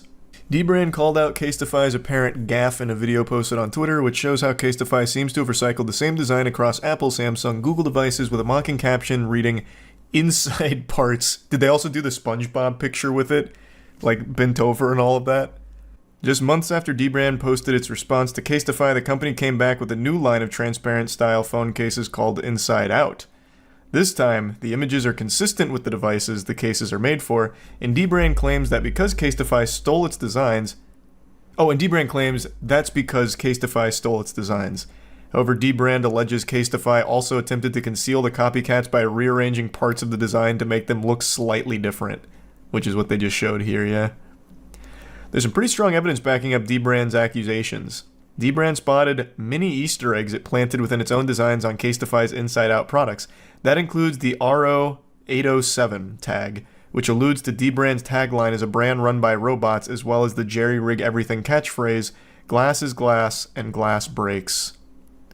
Oh, what the fuck? This is checkmate. This is this is over. This is a full-blown scholar's mate. There is absolutely no way of, like, disputing this anymore. It's just right there. There's even more. How many Easter eggs did they plant in here? Very cute, and it turned out to be a great decision. After scrutinizing the images of the cases on Casetify's website and even ordering some to confirm its suspicions, Dbrand discovered Casetify allegedly copied 117 different designs down to the many digital manipulations it made to the images. Dbrand says it holds registered copyrights for each of these products, all of which were registered before Casetify's launch. If Casetify had simply created their own teardown-esque design from scratch, we wouldn't have anything to take issue with, CEO Adam Iyajaz tells The Verge. We're under no illusion that Dbrand owns the idea of taking apart phones and scanning them. Oh, Jiminy Christmas. The fact of the matter is that they repurposed our existing designs for their products, then went to great lengths to conceal their illegitimate appropriation of our work. That's why instead of issuing a cease and desist order, Dbrand is hitting Casetify with a federal lawsuit in Canadian court, where the company is based, seeking 8 figures in damages. It hasn't given Casetify any warning either, so you can see the case in question right now from the company's website and draw your own conclusions. Is there any other conclusion to draw? I can't think of a single argument why they would have why they would have Easter eggs from Dbrand in their work. and it being the exact same design just flipped around. Is it possible to draw another conclusion? I'll rephrase. Brain rot on Twitter. Is there a such thing as a Casetify enthusiast that is so rotted and blinded that they're defending it? With like an actual argument, or no? So this is another one that dbrand posted. Exhibit A, the phrase glass is glass and glass breaks. This is a catchphrase coined by Teardown co-creator Zach Jerry Rig. I'm assuming that's Jerry Rig Everything. This tagline does not exist on the internal hardware of any smartphone, yet somehow appears on Casetify's product. They even have it lower resolution, so what must have happened is they just downloaded a JPEG of this and then like downloaded it 50 other times while like trying to fabricate it, and the compression just got fucked. So they got like the lowest quality JPEG of this that they put on their stuff. So there's another Easter egg that happens to be on their work. And another one, Exhibit B. Full montage here. The digits 1111, 1111, or the digits 111111, this is a reference to our founding date, November 11th, 2011. This date does not exist on the ribbon cable of any smartphone, yet somehow appears on Casetify's products. No, that could be explained easily. Binary, perhaps. This may not correlate to a date. This may just be binary code. I could see a perfectly sound argument for that. Exhibit C is the RO807, which we already looked at. Exhibit D. Man, they have so many. This has got to be the most dead-to-right case I've ever seen. Exhibit D. The all-seeing eye. This is a symbol we often use as evidenced by both the favicon of our website and the dbrand pyramid PC built by Linus Tech. This symbol is not present on the battery of any smartphone, yet somehow appears on Casetify's product. And again, it's like the lowest quality version of it. Literally looks like a 4-year-old scribbled it on. Where do they even... This one doesn't even look like they just downloaded it and fucked the compression over time. This one looks like they deliberately made it as hieroglyphic-esque as possible. But in that case, why even bother? You could have just not had it on there. They're literal screenshots. They even cropped some incorrectly. But how can you even get a screenshot to look this bad when you're transferring it onto the product? You'd have to really try to make it look this atrocious. Exhibit E. 1111 watt-hours. The 1111 watt-hours, this, again, a reference to our founding date. This erroneous watt-hour metric is not on the battery of any smartphone, yet somehow appears on Casetify's product. I mean, you can't even defend it. They took photos of their monitor. Oh, wait, you might be right. That would explain this one. This one does actually look like they took a photo of their monitor while it's all glossy and shit, so you can't make it out super well. That would explain how they got this. Wonder why they would steal it? I think the reason would be obvious. It's a successful phone case, it seems. So they just capitalize off it, and then instead of doing any kind of R&D work to make like a comparable teardown, they just copy it. It feels like it'd take the same amount of effort. I don't know, man. I don't know what goes into like actual phone case making stuff. But this is like an almost $1 billion company, I think, Casetify, right? Surely this didn't save them too much on the bottom line. Let me see. Oh, $300 million in revenue last year for Casetify. Massive company. Absolutely massive.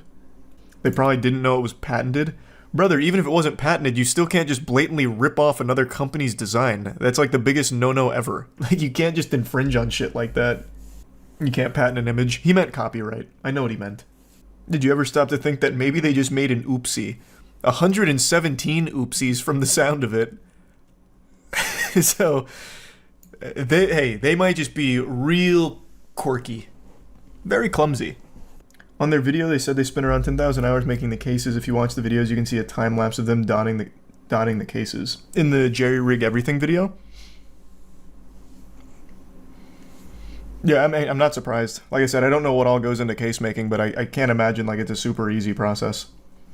dbrand and Jerry Rig Everything aren't the only people they stole designs from. There are already others coming out with their own cases. Look at Jerry's Twitter. Oh yeah, I can't imagine this is their first and only time. They just happen to fly a little too close to the sun with the blatant theft, and now they're getting caught. Yeah, I have no doubt they probably stole tons and tons of designs. Yeah, I'm a filthy little greasy goblin today. Clearly I haven't showered yet, and maybe I won't shower today. That's the beauty of being an adult. I get to make my own gross choices.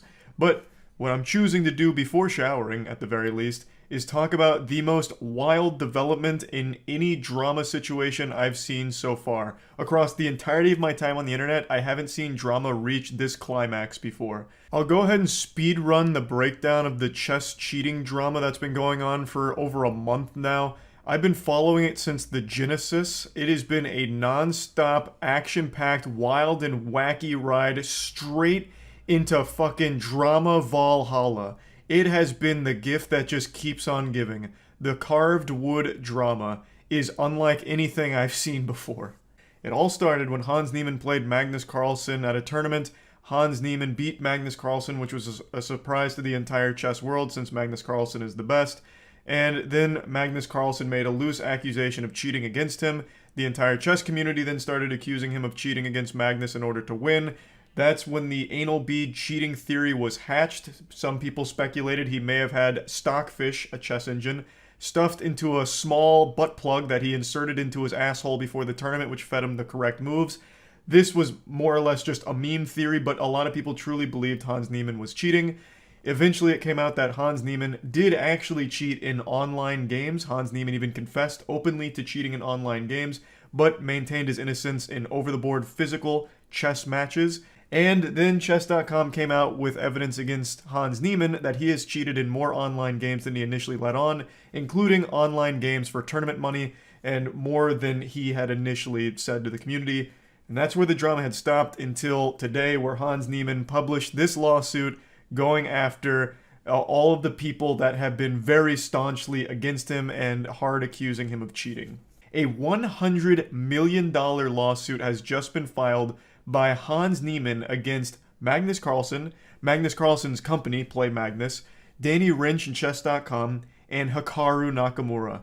A $100 million minimum lawsuit. Now, this is a defamation case. Hans alleges that all of the cheating accusations he's been slapped in the face with have had a detrimental impact on his career and his reputation, and also are hindering his future in the profession that he's dedicated so much time for, which is obviously true. I think there is somewhat of a real concern of being blacklisted from tournaments going forward just based off the reputation as a whole. But also, Magnus Carlsen said he refuses to play Hans Niemann. The last time the two met each other after this cheating scandal, Magnus Carlsen resigned after 2 moves. He just fucking rage quit.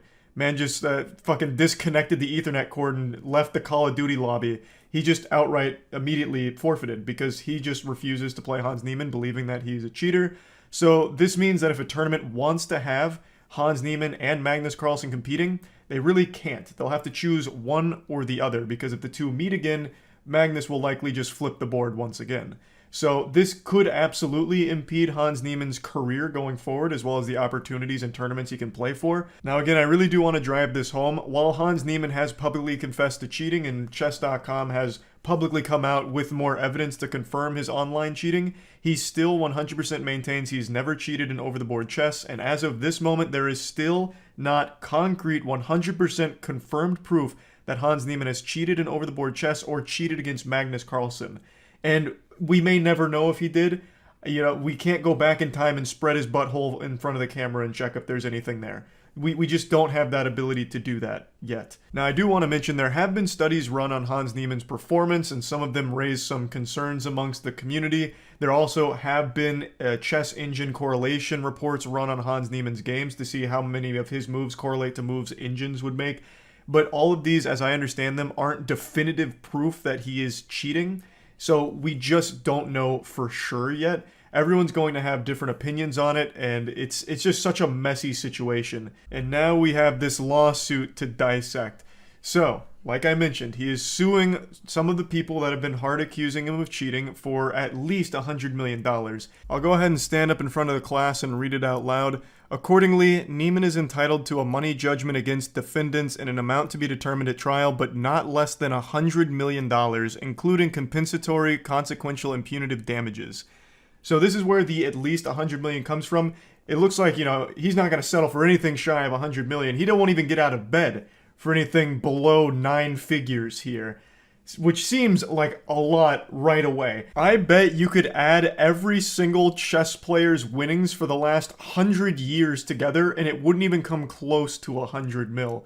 So this number is shooting for the stars here. And just for reference, here's the top 10 all-time prize money winners. They're not even breaking 10 mil. So it really seems like that number is way out of proportion here. Hans Niemann could play chess professionally for the next 1,000 years and never even come close to earning $100 million. So those damages seem outrageous, but I'm not a lawyer, and from what I understand, this is very normal in defamation cases where they just put an absolutely astronomical number there just to try and get as much juice for the squeeze as possible and make it like as big and scary and intimidating as it can be. I don't think they're actually hoping to get that much. Wherefore, Niemann hereby requests that the court grant the following relief. On the first cause of action, money judgment in favor of Niemann against defendants, the specific amount of which to be determined at trial, but not less than 100 million plus pre-judgment interest. And then B, second cause of action, same thing, no less than 100 mil plus pre-judgment interest. Point C, third cause of action in favor of Niemann, not less than 100 million plus pre-judgment interest.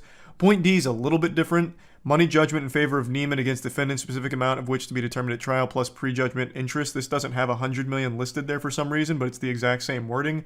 And then point E, fifth cause of action, no less than 100 mil. Now, this is where my little reptile brain started to malfunction and overheat here, because it looks to me like it's 4 separate asks of 100 million each, which would be a $400 million total.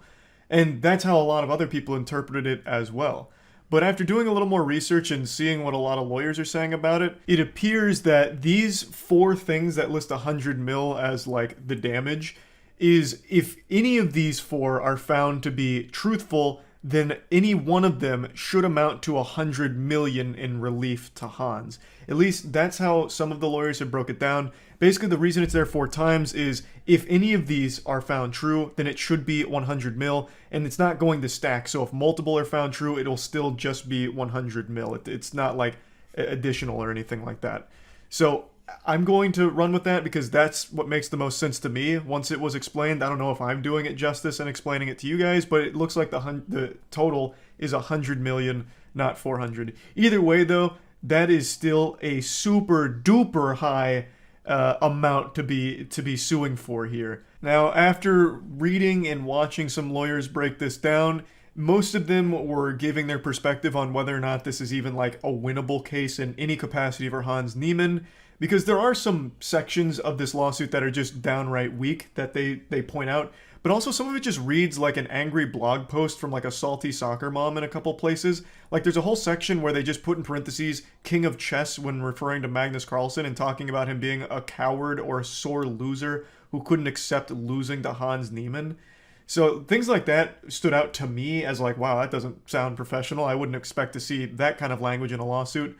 But the lawyers were more focused on whether or not this was a legitimately winnable case.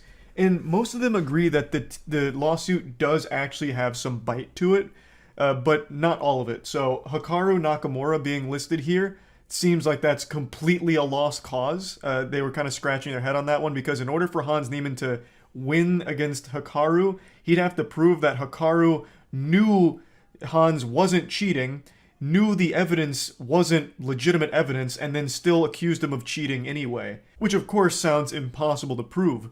But his claims against the Magnus Carlsen and Play Magnus as well as Chess.com, most of them were saying there is a chance for Hans Niemann to squeak out a victory here because there isn't actual evidence to prove he's cheated at the moment. So it would all come down to discovery. Most of them were saying discovery will be like the actual deciding factor in how this case goes because they're going to need to prove that they have real evidence that Hans is cheating in over-the-board chess, at least according to some of the lawyers I've watched. Otherwise, Hans Niemann does have a case against them for the defamatory statements of cheating and the accusations and implying that he's cheating because it's such a reputationally damaging thing that impedes his ability to compete further. Overall, though, what a crazy development in this whole chess cheating scandal drama. We started from anal beads and now look at us. Yeah, this shit is just going insano style. So yeah, just wanted to drop that hot plate of spaghetti and meatballs on the table for you here because, wow, that's really about it. See ya. Stand back. I'm about to name drop an ancient evil that I haven't talked about in a couple of years now. Poopsie Slime Surprise Unicorns. This was a very expensive toy that was marketed towards children, and the whole concept is it's a unicorn that poops into a toilet. There's two models, one that just sings about defecating, and then one where kids can become their own little Walter White, and instead of making meth, they're making feces, and it'll poop it out into a toilet. I made a video on it almost 3 years ago now. It's actually where that woo yeah baby meme comes from. It was from the Poopsie Slime Surprise video. And I made quite a bit of content around it because I was so blown away by the concept. It's just a toy that shits. That's it. And yet it's extremely popular with kids. I understand I'm getting older now, and aging is cringe, but there's no way I'm that out of touch. What the fuck is the joy of watching a plastic unicorn take a shit? I still don't fully understand it. And it's not just Poopsie. It spawned an entire wave of shitters. So there's a flamingo that shits called Gotta Go Flamingo. There's also a couple other animals that do it as well. And it's all just about a dilated butthole fucking dumping slime into a toilet and calling it shit.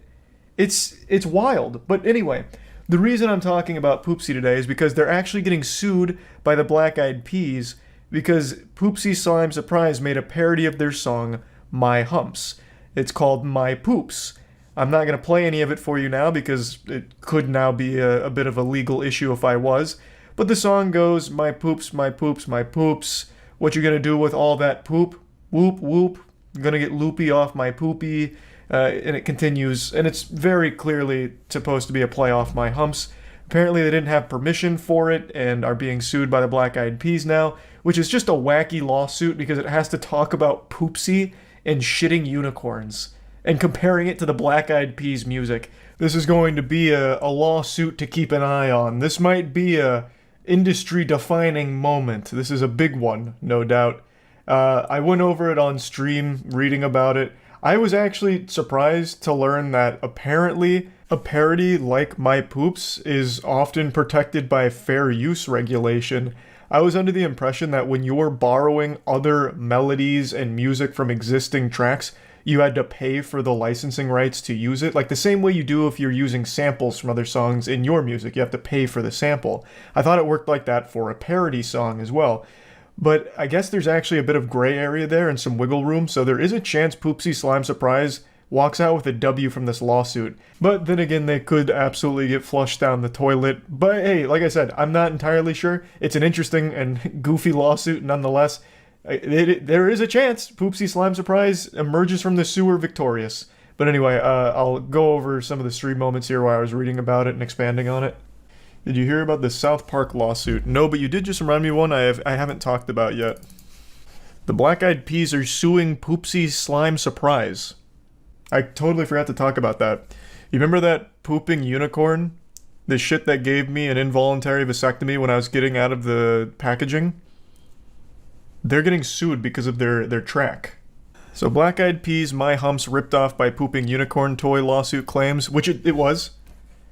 I don't know if I can even play the song, considering this is now a legal issue, but the song goes, my poops, my poops, my poops, gonna get loopy off my poopy. It's very much a rip-off of My Humps, and I guess they didn't have permission to do that, which is interesting. Doesn't fall in the parody. Well, you still need permission to do a parody. If you're using the exact same, like, everything, you still need permission. That's why Weird Al never made a Prince song, because Prince would never give him permission. Oh, I forgot how expensive the Poopsie Slime Surprise is. $100 to $300 on Amazon. And one of them doesn't even shit itself. The one that slammed into my nutsack, that one actually doesn't shit itself, whatever. And it's still super expensive. That one just sings and dances. If you want the one that actually cooks up and, like, brews feces, it's a big science project. Matt and I made like 3 videos with the Poopsie Slime Surprise a few years back. I know this toy inside and out. I performed like colonoscopies on this thing. So yeah, I know all about the entire animals shitting themselves genre of children's toys. This is the clip, this is the video where the whoa yeah baby clip comes from. This one, yeah. This has been in circulation for a long time. I'm surprised they've waited like 2 or 3 years to sue them. Maybe they were trying to make sure that it got maximum money, so they were letting it ride for a long time so that way they could like sue for more, because they could claim more damages and they can turn to like the profit the Poopsie makes, because it's apparently a very popular toy, which I would have never guessed. That would have been a galaxy brain scheme, and it's probably exactly what the reasoning was. People pay for unicorn shit when I can send you shit for free. Why would you do that though? That just costs you money to send the shit. This is kind of a weird paragraph. BMG's lawyer alleges that My Poops infringes on Black Eyed Peas' surprise 2005 hit single My Humps, 75% of whose publishing rights belong to BMG thanks to a corporate acquisition. What's the point in mentioning that it was a surprise hit? It feels so weird. And then, I guess the corporate acquisition is pertinent to the case, but still. Interesting to just mention that it's a surprise hit single. It was the Black Eyed Peas. They didn't make anything that flopped during that era. So, going into this, I felt like the Black Eyed Peas had a pretty strong case, but listening to them argue it is kind of silly. It uses a similar delivery and vocal inflections as used by Fergie on the original sound recording. I just couldn't disagree more. I'd love to pull up the song real quick, but I don't want to get slapped by this somehow. It's very clearly like a Alvin and the Chipmunks style vocal. Fergie doesn't sound like that. That's just like an insult to Fergie to compare her to the shitting unicorn vocalist. It's pretty dumb. But, I mean, overall, yeah, they did rip the song, and I guess it was without permission. Oh, interesting. MGA Entertainment first released the toy in time for Christmas 2018. The suit alleges that when BMG became aware of the infringement, it sent a cease and desist letter, which they ignored. What a fucking Chad. Yeah, we make a unicorn that shits into a toilet for kids. What of it? We're gonna play hardball. Fuck your cease and desist.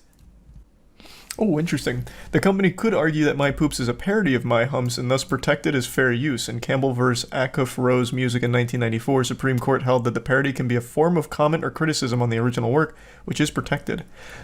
I thought you couldn't do that for music, though. Am I misremembering? Because for Weird Al,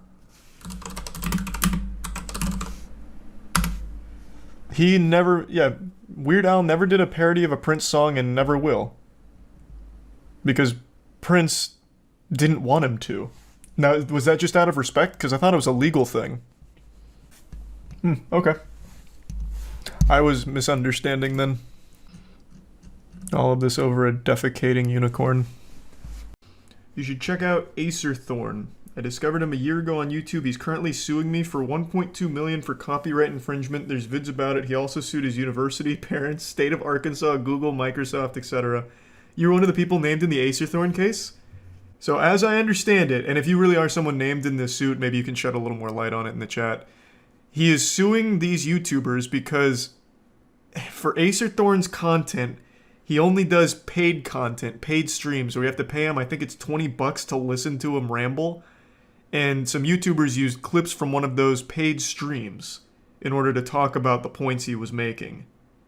So he's saying that they owe him $20 per view on the videos they made about it. I only know a little bit about his history, but apparently he's just one of those serial suers that just sues everyone and everything for every trivial possible reason he can think of. In fact, he would probably even throw a lawsuit at me for defamation for even talking about it, I imagine. Which would be quite the power move. Originally this started after a collab stream between me and Acerthorn in which he timed out a lot of chat users for mentioning his past in the court.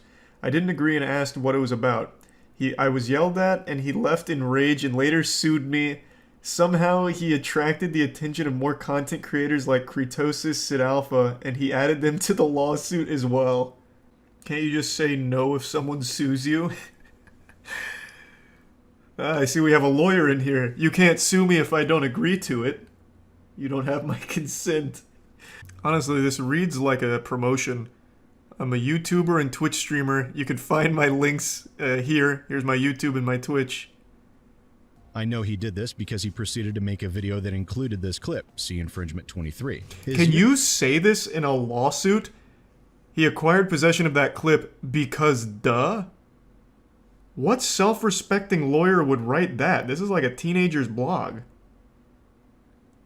Does he write these himself?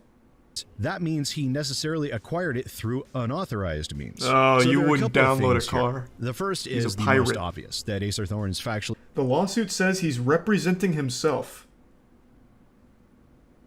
Yikes. Oh my god. So does he just do these frivolous lawsuits as like a creative writing piece? The last time I saw someone represent themselves in court, it was a guy who murdered someone and his defense was, yeah, I murdered her. And what are you gonna do about it? Well, I'm not exaggerating. The guy who murdered, I think it was his girlfriend or something. It was a viral clip on YouTube like a year ago. The guy who murdered his girlfriend was like, I murdered her, but you're all getting how I did it wrong. This is how it happened. And he did it like he was delivering some kind of pregame pep talk. What actually happened is I killed her over there, not over there that you claim. As if that was like what was up for debate. I probably can't show the clip, and it's pretty fucked up because it's an actual murder case. But yeah, that was the last time I saw someone represent themselves. He wasn't denying that he killed her. He was just saying that they're getting the story wrong of how he killed her. Was he found innocent? I don't think so, man. But imagine the world were like, oh my god, he's right. It looks like she really was killed in the other room. Like it's a game of Clue. Oh, it wasn't Colonel Mustard in the library. Now we gotta let him go. Watch the clip. I'm not fucking touching an Acer Thorn clip. This shit's like handling raw sewage. No chance. I'm not touching him. So it's a 2-minute clip. It's really it's not a 2-minute clip. It's really short. Some sort of evidence to prove to me that he has been harmed in any appreciable way, as I seriously doubt very many of my own viewers would be willing to lobotomize themselves to the point where they would be willing to provide such an inept content creator as Acer Thorn with any money whatsoever. There is, however, a third decision.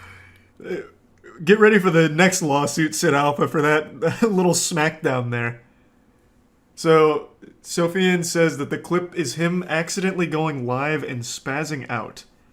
So is the reason he got all upset because he looked silly? Is that what it's about? Yeah, that's the reason. Oh. Thanks to give sub Big Mary. So how does that even happen? Like he accidentally started streaming and then what? Just making noises? Like what was he spazzing out about? I'm not gonna look it up. I'm not gonna even take the chance.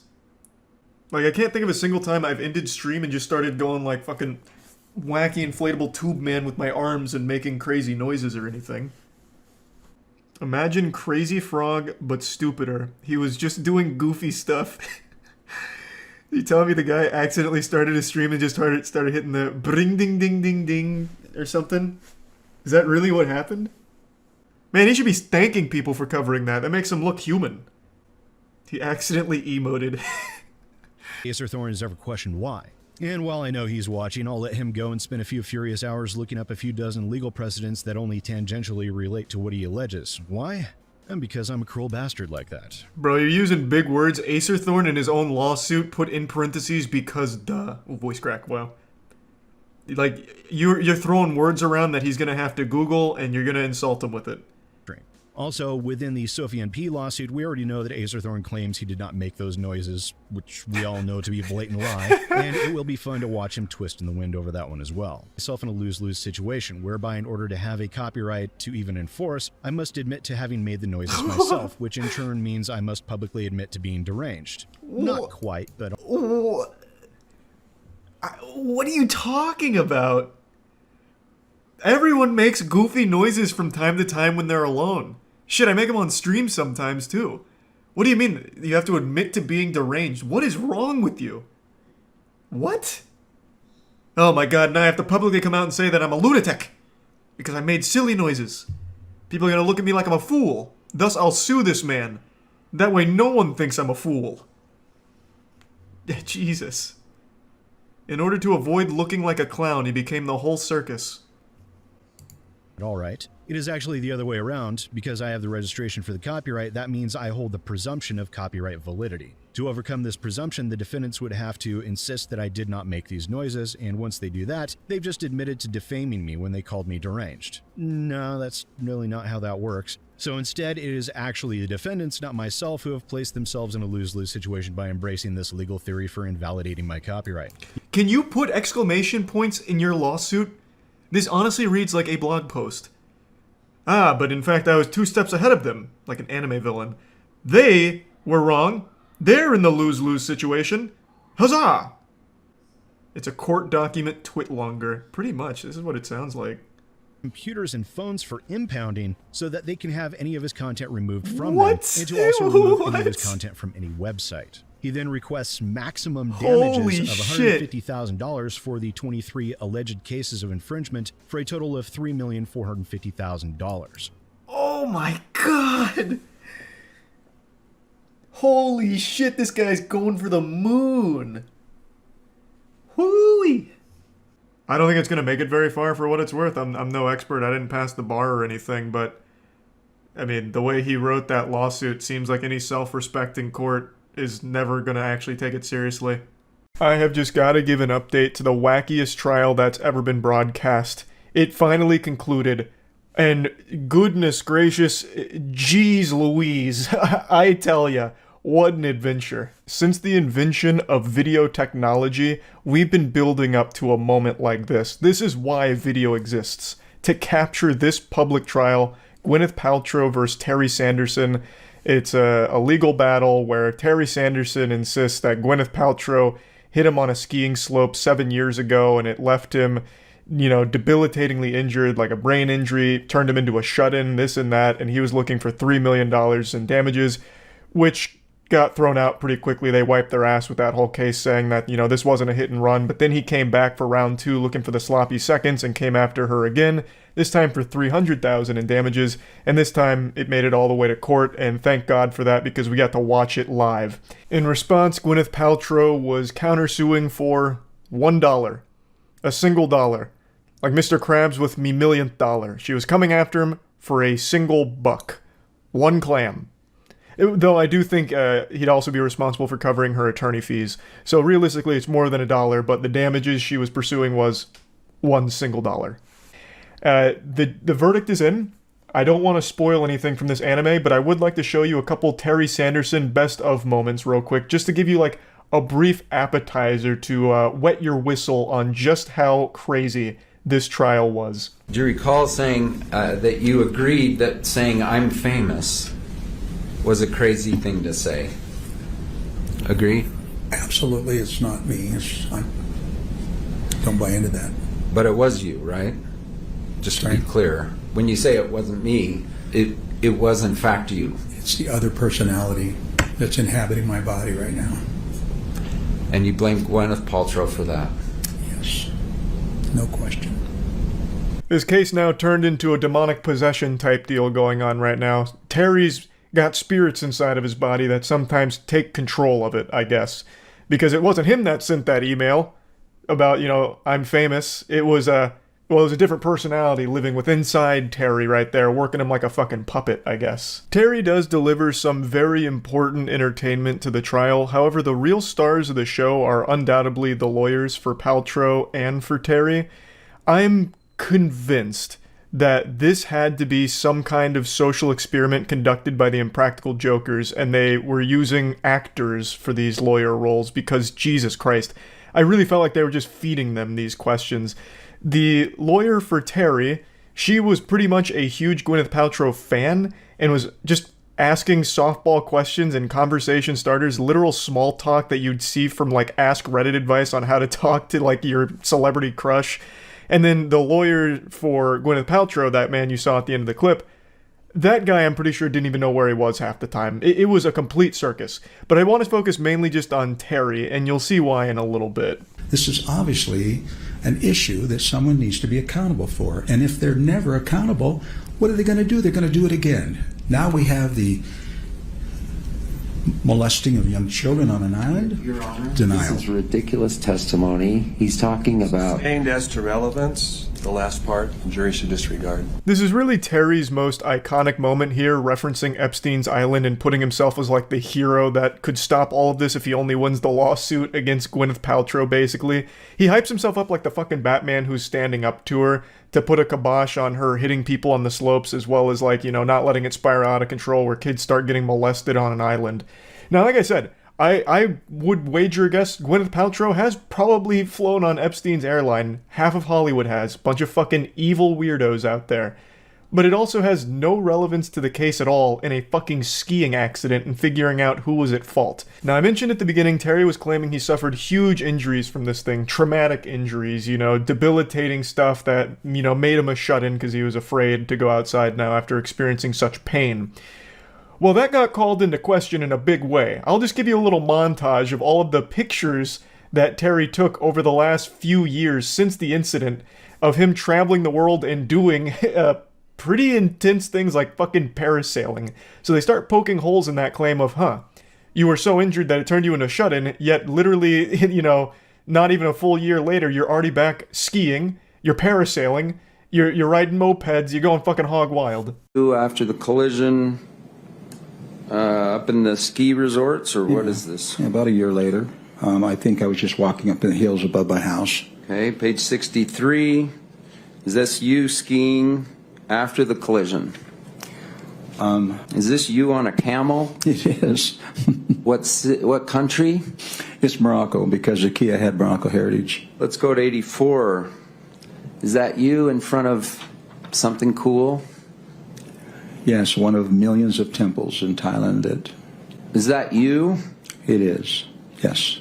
Poster boy for fitness at age 75. Would you agree? Driving range, right? Yes. 80. Is this you? Are you in this river cruise, river boat? I believe so. Okay. Yeah. Page 81. Did someone you were with or you go parish sailing?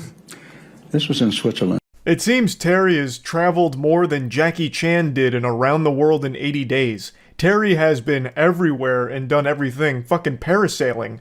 You know, all of that's super cool, but you have to keep in mind, this was post, you know, Armageddon here, where he claimed that ski accident with Gwyneth Paltrow was debilitating, changed his whole life, turned him into a shut-in, left him with permanent injuries, and yet he was still super active doing, like, physically demanding things, like going skiing again not long after the collision, fucking parasailing. That's a little interesting. So they kind of grilled Terry, and I want to make it clear, it's not like Gwyneth Paltrow did an amazing job either. It's not like her team was like fucking crack shot ace detectives, and it's not like she looked like some kind of genius saint up there or anything. But surprisingly, she looked sane in comparison to the rest of the circus around her, which is crazy because she fucking founded Goop, which is literally one of the stupidest goddamn things on the planet. I will still never get over her, this smells like my vagina candle scam.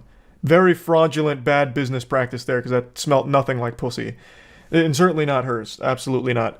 But again, she wasn't amazing, but compared to the rest, she did enough. I'll go ahead and show you the verdict now. Paltrow at fault? No. Was Gwyneth Paltrow's fault a cause of Terry Sanderson's harm? Oh, skip that. There's just no response there. Okay. Was Terry Sanderson at fault? Yes. Was Terry Sanderson's fault a cause Gwyneth Paltrow's... Did Terry Sanderson's fault cause Gwyneth Paltrow's harm? Yes. Comparative fault. What % of the fault do you assign to Terry Sanderson? 100%. Damages.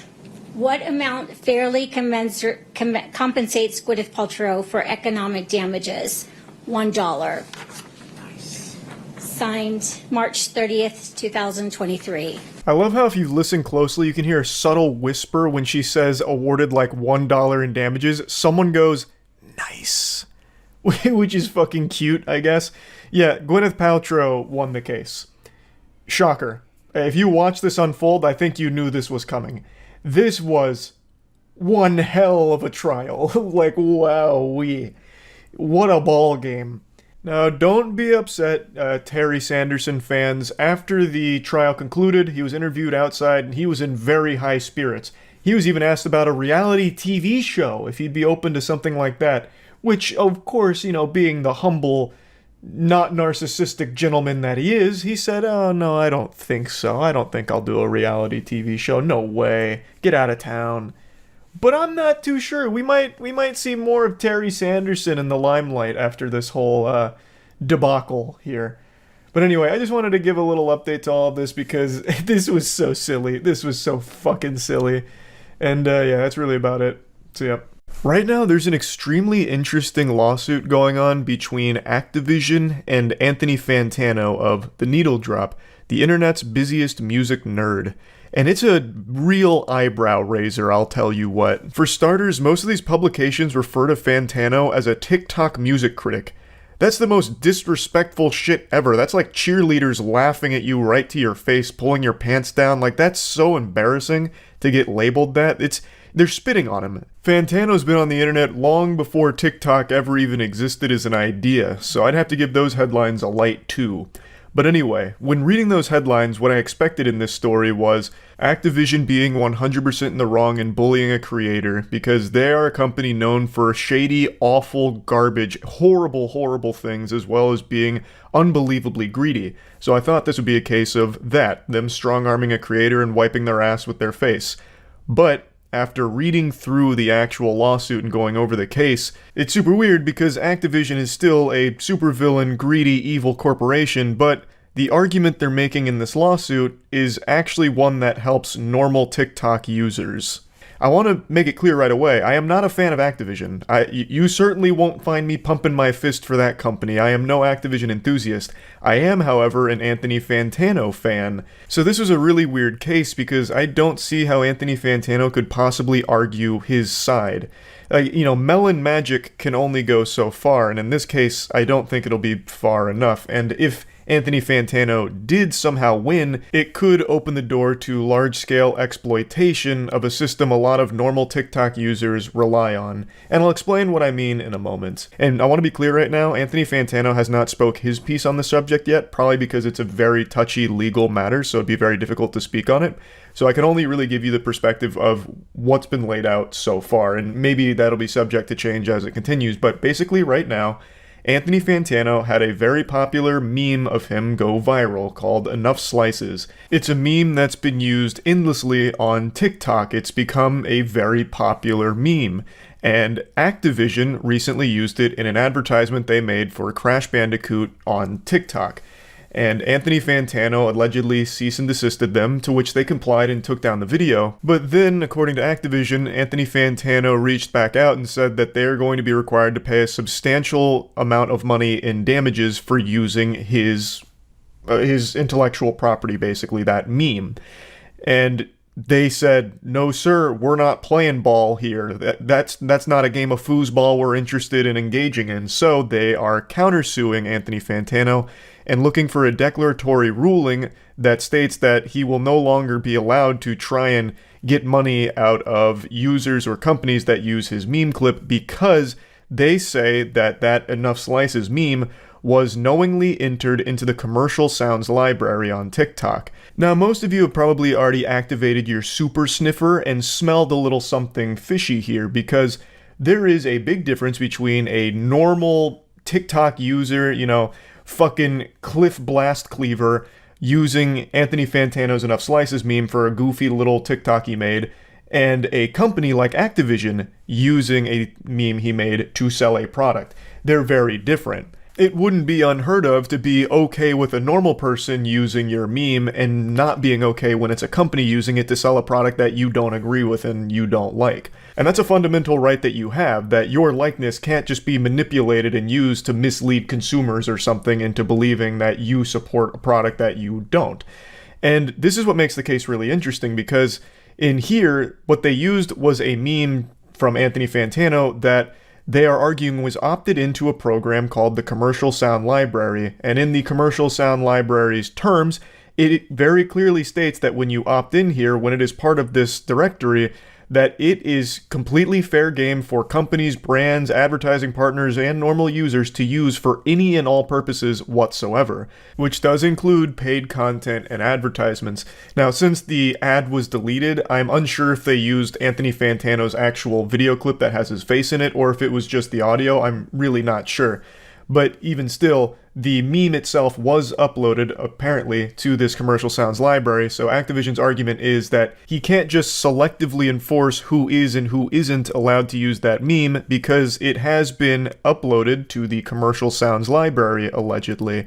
He can't just revoke permission for people that he doesn't like or brands that he doesn't support. That's the core of their argument. They're also claiming that this is overt gamesmanship, a nefarious money-making scheme from Fantano, where he'll allow some people to use it, but when he sees that there's a financial opportunity to make money from it, then he strikes and pounces on it and tries to threaten for money in return for the use of the meme clip. According to Activision, he's stated that he's done this before to a couple of other organizations, I suppose, to which they have complied, but Activision isn't going to. They are arguing he doesn't have the legal grounds to do that. He can't just selectively enforce who's allowed to use that when he has knowingly uploaded it to a directory that has a blanket use for everyone for any purpose whatsoever.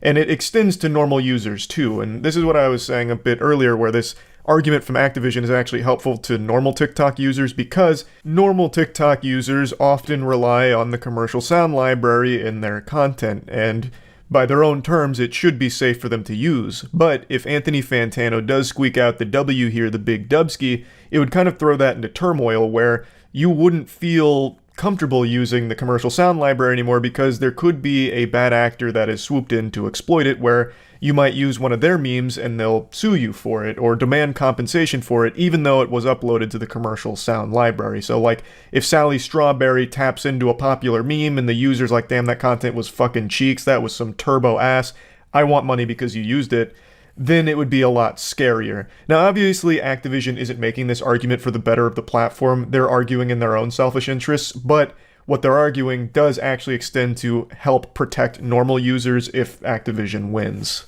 I've seen a lot of discussion on this topic, and it seems it's all hyper-focused on brand versus creator, which I do understand. A lot of the claims are around brands trying to exploit creators and use their likeness to mislead consumers through advertisements and falsely label support where there is none. Like, I do get that angle, but this case is not specific to just that. If it was, I wouldn't really give a fuck. My heart's not exactly breaking or shedding any tears because brands might not be able to use TikTok memes.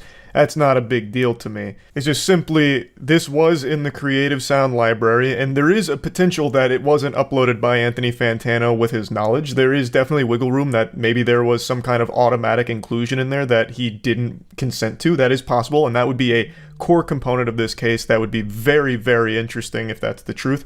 But since it is there, and it does clearly state brands can use it for any purpose, then if the rules against them, it means that no one can really use it for any purpose, because all of a sudden it's now unsafe. This is just one of those things where I do think there's a potential for a dangerous precedent being set, where if someone knowingly uploads something to the Commercial Sound library, which obviously states that it can be used by anyone, including brands, for any purpose, you really shouldn't have the right or ability to start attacking selectively and threatening people for money, because that extends beyond just brands.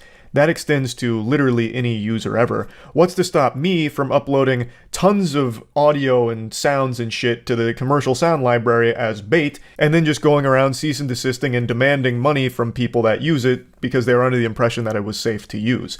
It's one of those things that exists on other platforms as well. Like YouTube has one for music. It's the Common Music Library or something like that, where artists knowingly post songs that are DMCA free for creators to use. You know, they just choose the music and it's totally fine, there's no problems.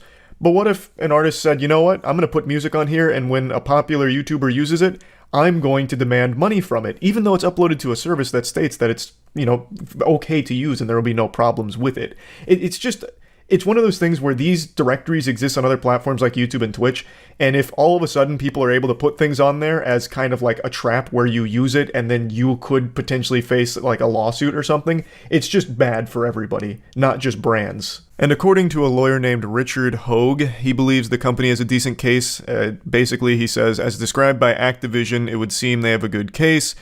The TikTok audio library appears to allow for general commercial use on TikTok, so anyone placing content in the library should be limited in their rights to challenge. That said, there could still be facts we don't know, like whether an unauthorized third party actually affected the sound's inclusion or even where it might have been automated.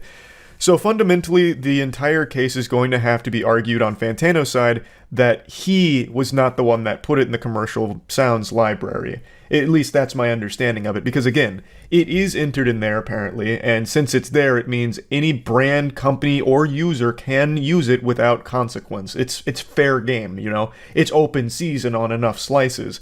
So Activision saying, since that's the case, Anthony Fantano can't try and threaten them for money because they used it. And Activision is seeking a declaratory ruling that will prevent not only Anthony Fantano, but anyone on the platform, any kind of bad actor perhaps, that might come forward to try and extort money out of users that use content from the commercial sound library, when it's totally in their right to use that content. The only thing that can really win this for Anthony Fantano, I think, is if he can prove that he wasn't the one who opted into the commercial sound library for the Enough Slices clip. It was some kind of third party that automatically entered it in there without his knowledge, or it was, you know, a fucking burglar broke in and in the middle of the night uploaded the Enough Slices audio or meme clip to the commercial sounds library. I feel like that's the only thing in this case, but even then, I still don't know how liable Activision would be for damages, because it's not like they would know that it wasn't Anthony Fantano that uploaded it. It's there, thus you would work under the assumption that the user is the one that put it there. So the whole case is just really messy, and it really fucking sucks because I very much dislike Activision. I really fucking do. But here, I just don't really see how Anthony Fantano has a good argument in this case. I'm going to go ahead and just play all the stream clips where I went through this from the very beginning here so you can kind of follow along with the entire story. I kind of just broke it down here in the beginning, but in the stream clips you'll get to get the entire, you know, situation. So I'll just go ahead and let that rip. The game company claims Anthony Fantano is misusing intellectual property laws by threatening to sue TikTokers over a widely memed audio clip. Video game giant Activision is suing a prominent TikTok music critic over a viral audio clip that he created, claiming he is unfairly demanding that some of the social media users pay him an extortionate settlement after they reused the heavily memed clip. In a complaint filed Monday in California, Activision accused Anthony Fantano of misusing intellectual property laws by threatening to selectively sue TikTokers who use Enough Slices, a popular audio clip that originated with a video Fantano posted in 2021. Activision, which says it received such a threat after it used the clip in a promotion for its Crash Bandicoot franchise, claims that Fantano intentionally made the clip available through TikTok's audio library, meaning he cannot now sue the hundreds of thousands of users that choose to use it. This dispute is a textbook example of how intellectual property law can be misused by individuals to leverage unfair cash payments, Activision's lawyer wrote. Fantano was very happy to receive the benefit of the public use of the Slices video. It was only after he identified a financial opportunity, namely receiving unjustified settlement payments, that he suddenly decided that his consent was limited. This law does not permit, and the court should not countenance such overt gamesmanship. That is interesting. If you make something available through the TikTok audio library, I'm very unfamiliar with the platform, does that just waive your right to enforce, like, IP law on it? Probably. Makes sense. It's like a public audio repository. Well, what I want to know, if on TikTok, do things just enter the TikTok's audio library by default, just by posting? Because I know they have that, like, original sound shit, and it goes to the source, and it's like fucking Bumblefuck Joe over here is the one that created it. But it's not like he did it on his own accord. TikTok auto-generated it. At least I think that's how it works, right? You have to make it a sound through a video. Oh, so you do have to, like, say, I want this in the audio library by making it a sound. That's a very interesting case. So has Fantano done this to other TikTok creators, or is it just Activision? And if it is other creators and not just Activision, I wonder what the legal ground is for using it in an official ad. Because it'd be different if it's just like, you know, fucking Carl Hamburger using Anthony Fantano's meme in a TikTok versus Activision using it in an official ad. Only way I think Fantano has a case is if someone else uploaded his video audio to the library. True. In its lawsuit, Activision says there's an obvious reason why this clip was used so widely. Fantano deliberately and knowingly added the audio to TikTok's library, making it easily available for millions of other users to incorporate into their own videos. They say he even opted into the commercial sounds library, which means he agreed his clip could be legally used in promotional videos and brands. That sounds like a dagger if that's true. That sounds like it's open and shut if that's the case, if that's real. If he opted into the commercial sounds, that seems like he waived all rights on that. I don't know how he'd win this case. The company says it was surprised when it received a legal threat from Fantano after it used enough slices in a TikTok video depicting the creation of custom Crash Bandicoot sneakers. He allegedly told the gaming giant the use of his clip not only used his name and likeness rights without permission, but also violated federal trademark laws by suggesting he had endorsed the company's games, which is a real thing. You can't do that. But if it was made readily available on the Commercial Sounds library, I don't know how you're supposed to argue that you didn't give your permission. That's what this is for, I imagine. This is what it's for on every other platform. Maybe it's different on TikTok. Activision says it agreed to pull the clip down, but Fantano demanded the company either immediately pay him substantial monetary damages or be prepared to defend a lawsuit.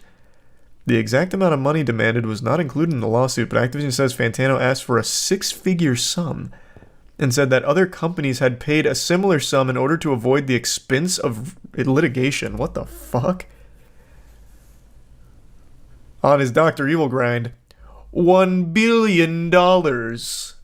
Hey, I'm always rooting for the little guy here. I don't know how you're supposed to somehow argue that what they did is illegal and violated federal trademark laws if it was knowingly agreed upon to enter the Commercial Sounds library.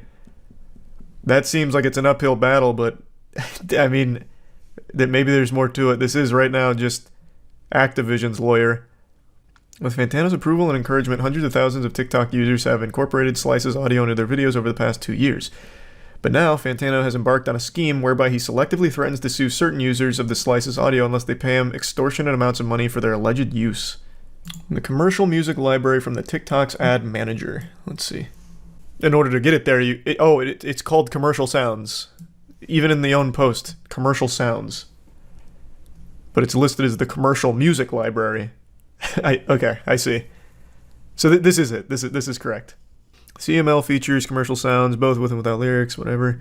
Who can use the commercial music library? Is for TikTok users that use TikTok for marketing, advertising, sponsorships, endorsements, or publicity, including official brand accounts, their promotional partners and creators, NGOs, and government organizations. You can also use the commercial music library for organic and paid content. This sounds like it's kaput.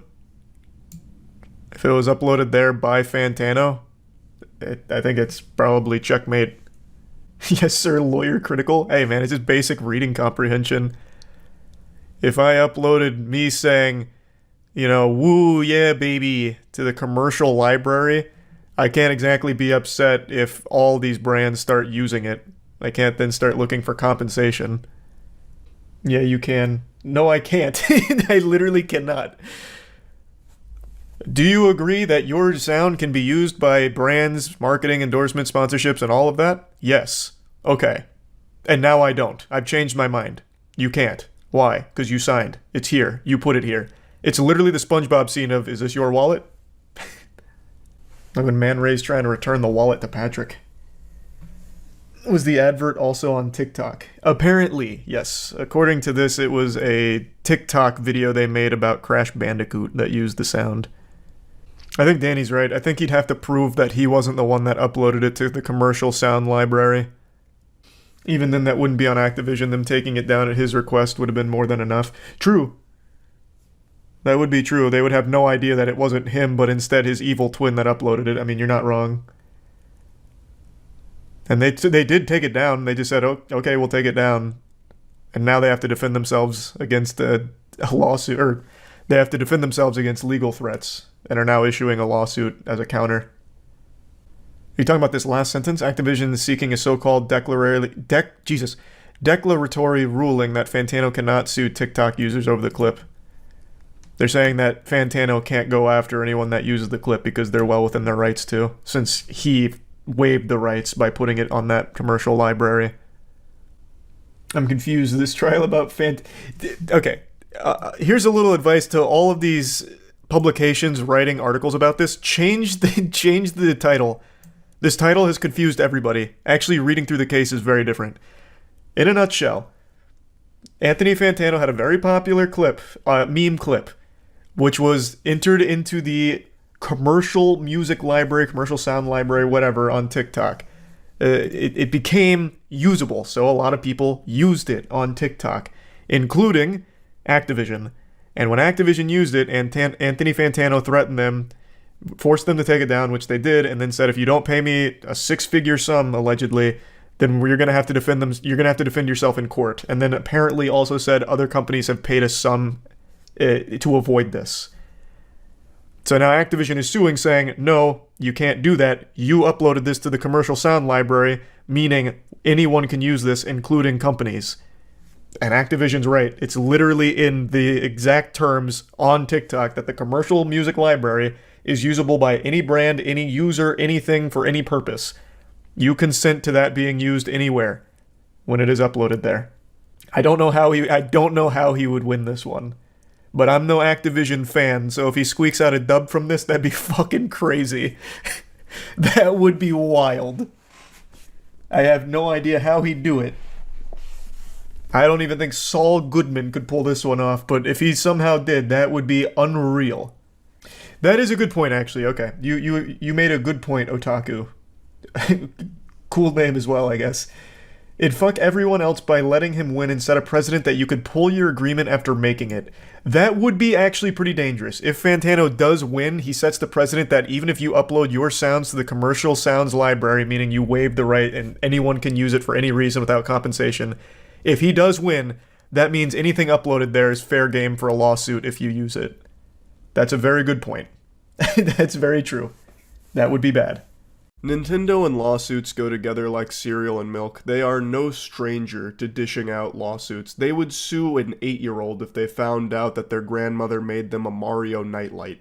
They've been this way for years, so it's no surprise that they're suing Palworld. I'm actually surprised it took them this long. For a while, I thought it maybe wasn't going to happen because Palworld, when it came out, everyone compared it to Pokemon. I called it Pokemon with guns, everyone called it Pokemon with guns, and it was one of the biggest games to launch of the year. Well, one of the biggest games to launch in general on Steam. So it's not like a game that flew under the radar. Nintendo would have been alerted to it. Well, that is assuming they use the internet, which is a far-fetched notion. They only just recently learned what email was like 5 years ago, so who really knows? They're probably still working off dial-up over there because that company is so fucking archaic and out of touch.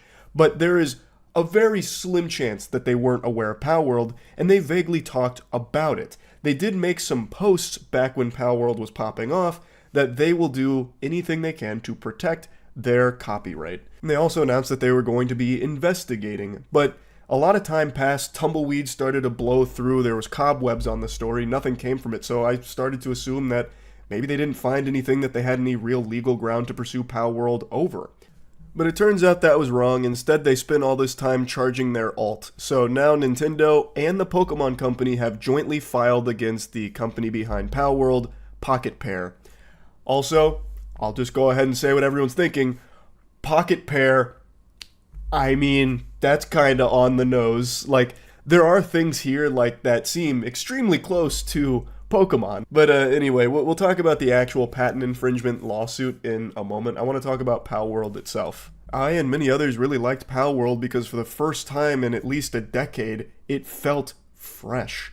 Nintendo's just let Pokemon get super stale and recycled. And somehow they can't even just hit copy and paste correctly half the time. Like the newest one, Scarlet and Violet, was a fucking mess. That game looks worse than some of the Pokemon games that came before it. It's when you continuously download a JPEG and it ends up looking like some kind of fucking cursed images straight from one of the circles of hell. That's kind of what Pokemon's become. Like, it is just the same game regurgitated endlessly, and even when they do try and do a few new things like with Legends of Arceus, it's half-baked, so they don't even fully realize some new concepts they might want to try. It's just, most people, like me clearly, have really lost their faith in Nintendo to deliver a good Pokemon game. Enter Palworld. They take the Pokemon formula and they make it feel fun and exciting. And yes, of course, to the hall monitors out there, you'd be lying to yourself if you said that the pals were totally unique looking. There are some pals in the game that look almost identical to Pokemon counterparts. It looks like they just changed a few colors.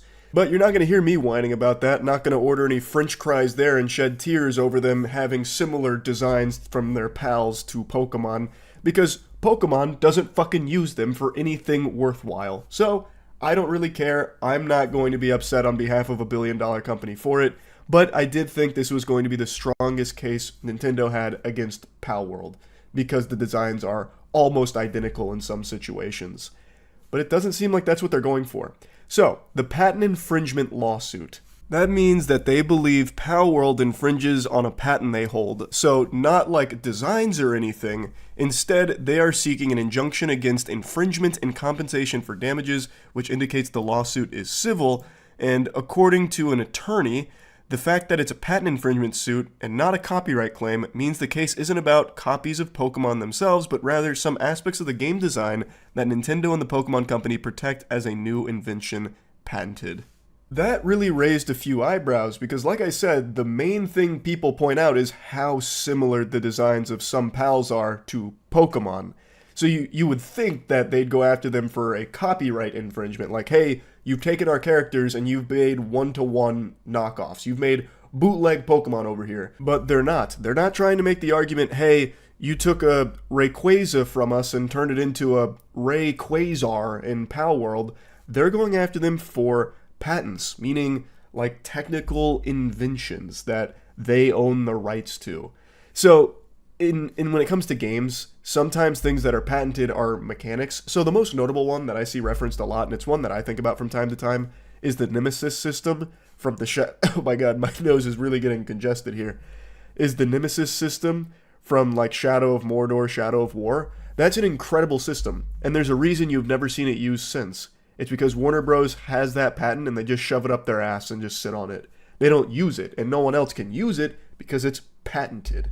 There was also a really notable one. You know, mini games that used to be in the loading screen of games a long time ago? Well, that was patented as well, so there was a reason why you no longer had mini games when a game was loading for such a long time. It was patented. Now, conceptual and visual similarities aside, Palworld and Pokemon play wildly different. Palworld is a survival game with an emphasis on exploration, building, and combat. Like, you use fucking guns. Like, it is wildly different from a Pokemon game from a gameplay perspective and what you're actually doing. So, it's weird to target that.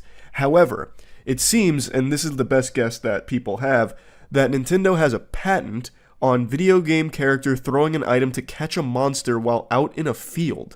So, the Japanese application specifically refers to Pokemon Legends Arceus, which allows players to throw Pokeballs in the overworld rather than limit catching to wild battles. It also includes what looks to be a version of the game's Pokedex pages, which track information like how many times the player has encountered the Pokemon in question or has seen it use a specific move. Palworld does contain catching mechanics similar to Pokemon Legends Arceus, so this may be one of the patents included in the lawsuit. Additionally, developer Pirate Software speculates that the lawsuit relates to Palworld's Pal Spheres, which are similar to Pokeballs, and Nintendo filed a patent for this in Japan back in 2021 and got it approved in 2023.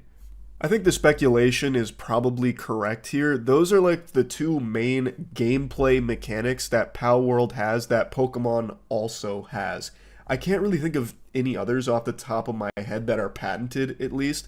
So I think that's probably where they're heading with this lawsuit. And I know a lot of people have talked about this, but I want to echo it. Patenting gameplay mechanics fucking sucks. It stifles creativity because a mechanic can work as a foundation that others can build upon and create something beautiful out of. That's like the very definition of how some art blossoms. It starts somewhere and it evolves through others doing similar things but growing it in different ways. So if you patent something and forbid anyone else from touching it, it really sucks for every person that's not the company with the patent. I'm going to use the Nemesis example again. The Nemesis system could have been a staple in gaming, but instead it is now only in 2 games. Granted, both games are bangers, but if we could have seen that explored in other titles, that could have been one of the best new mechanics of the modern age. I love the Nemesis system. That had so much potential, and now it just festers. It sucks. Nobody wins there, except for Warner Bros., I guess, because they have a gold mine that they refuse to tap into. So, when it comes to gameplay mechanics being patented, I'm not extremely happy about that, but that's the legal ground that they're going to stand on and attack Palworld for, and I guess we'll see how it plays out. Palworld has responded. To sum up their statement, they're saying that they're going to be going through all the legal proceedings and investigations, and they don't know what specific patents they're accused of infringing upon because they have not been notified.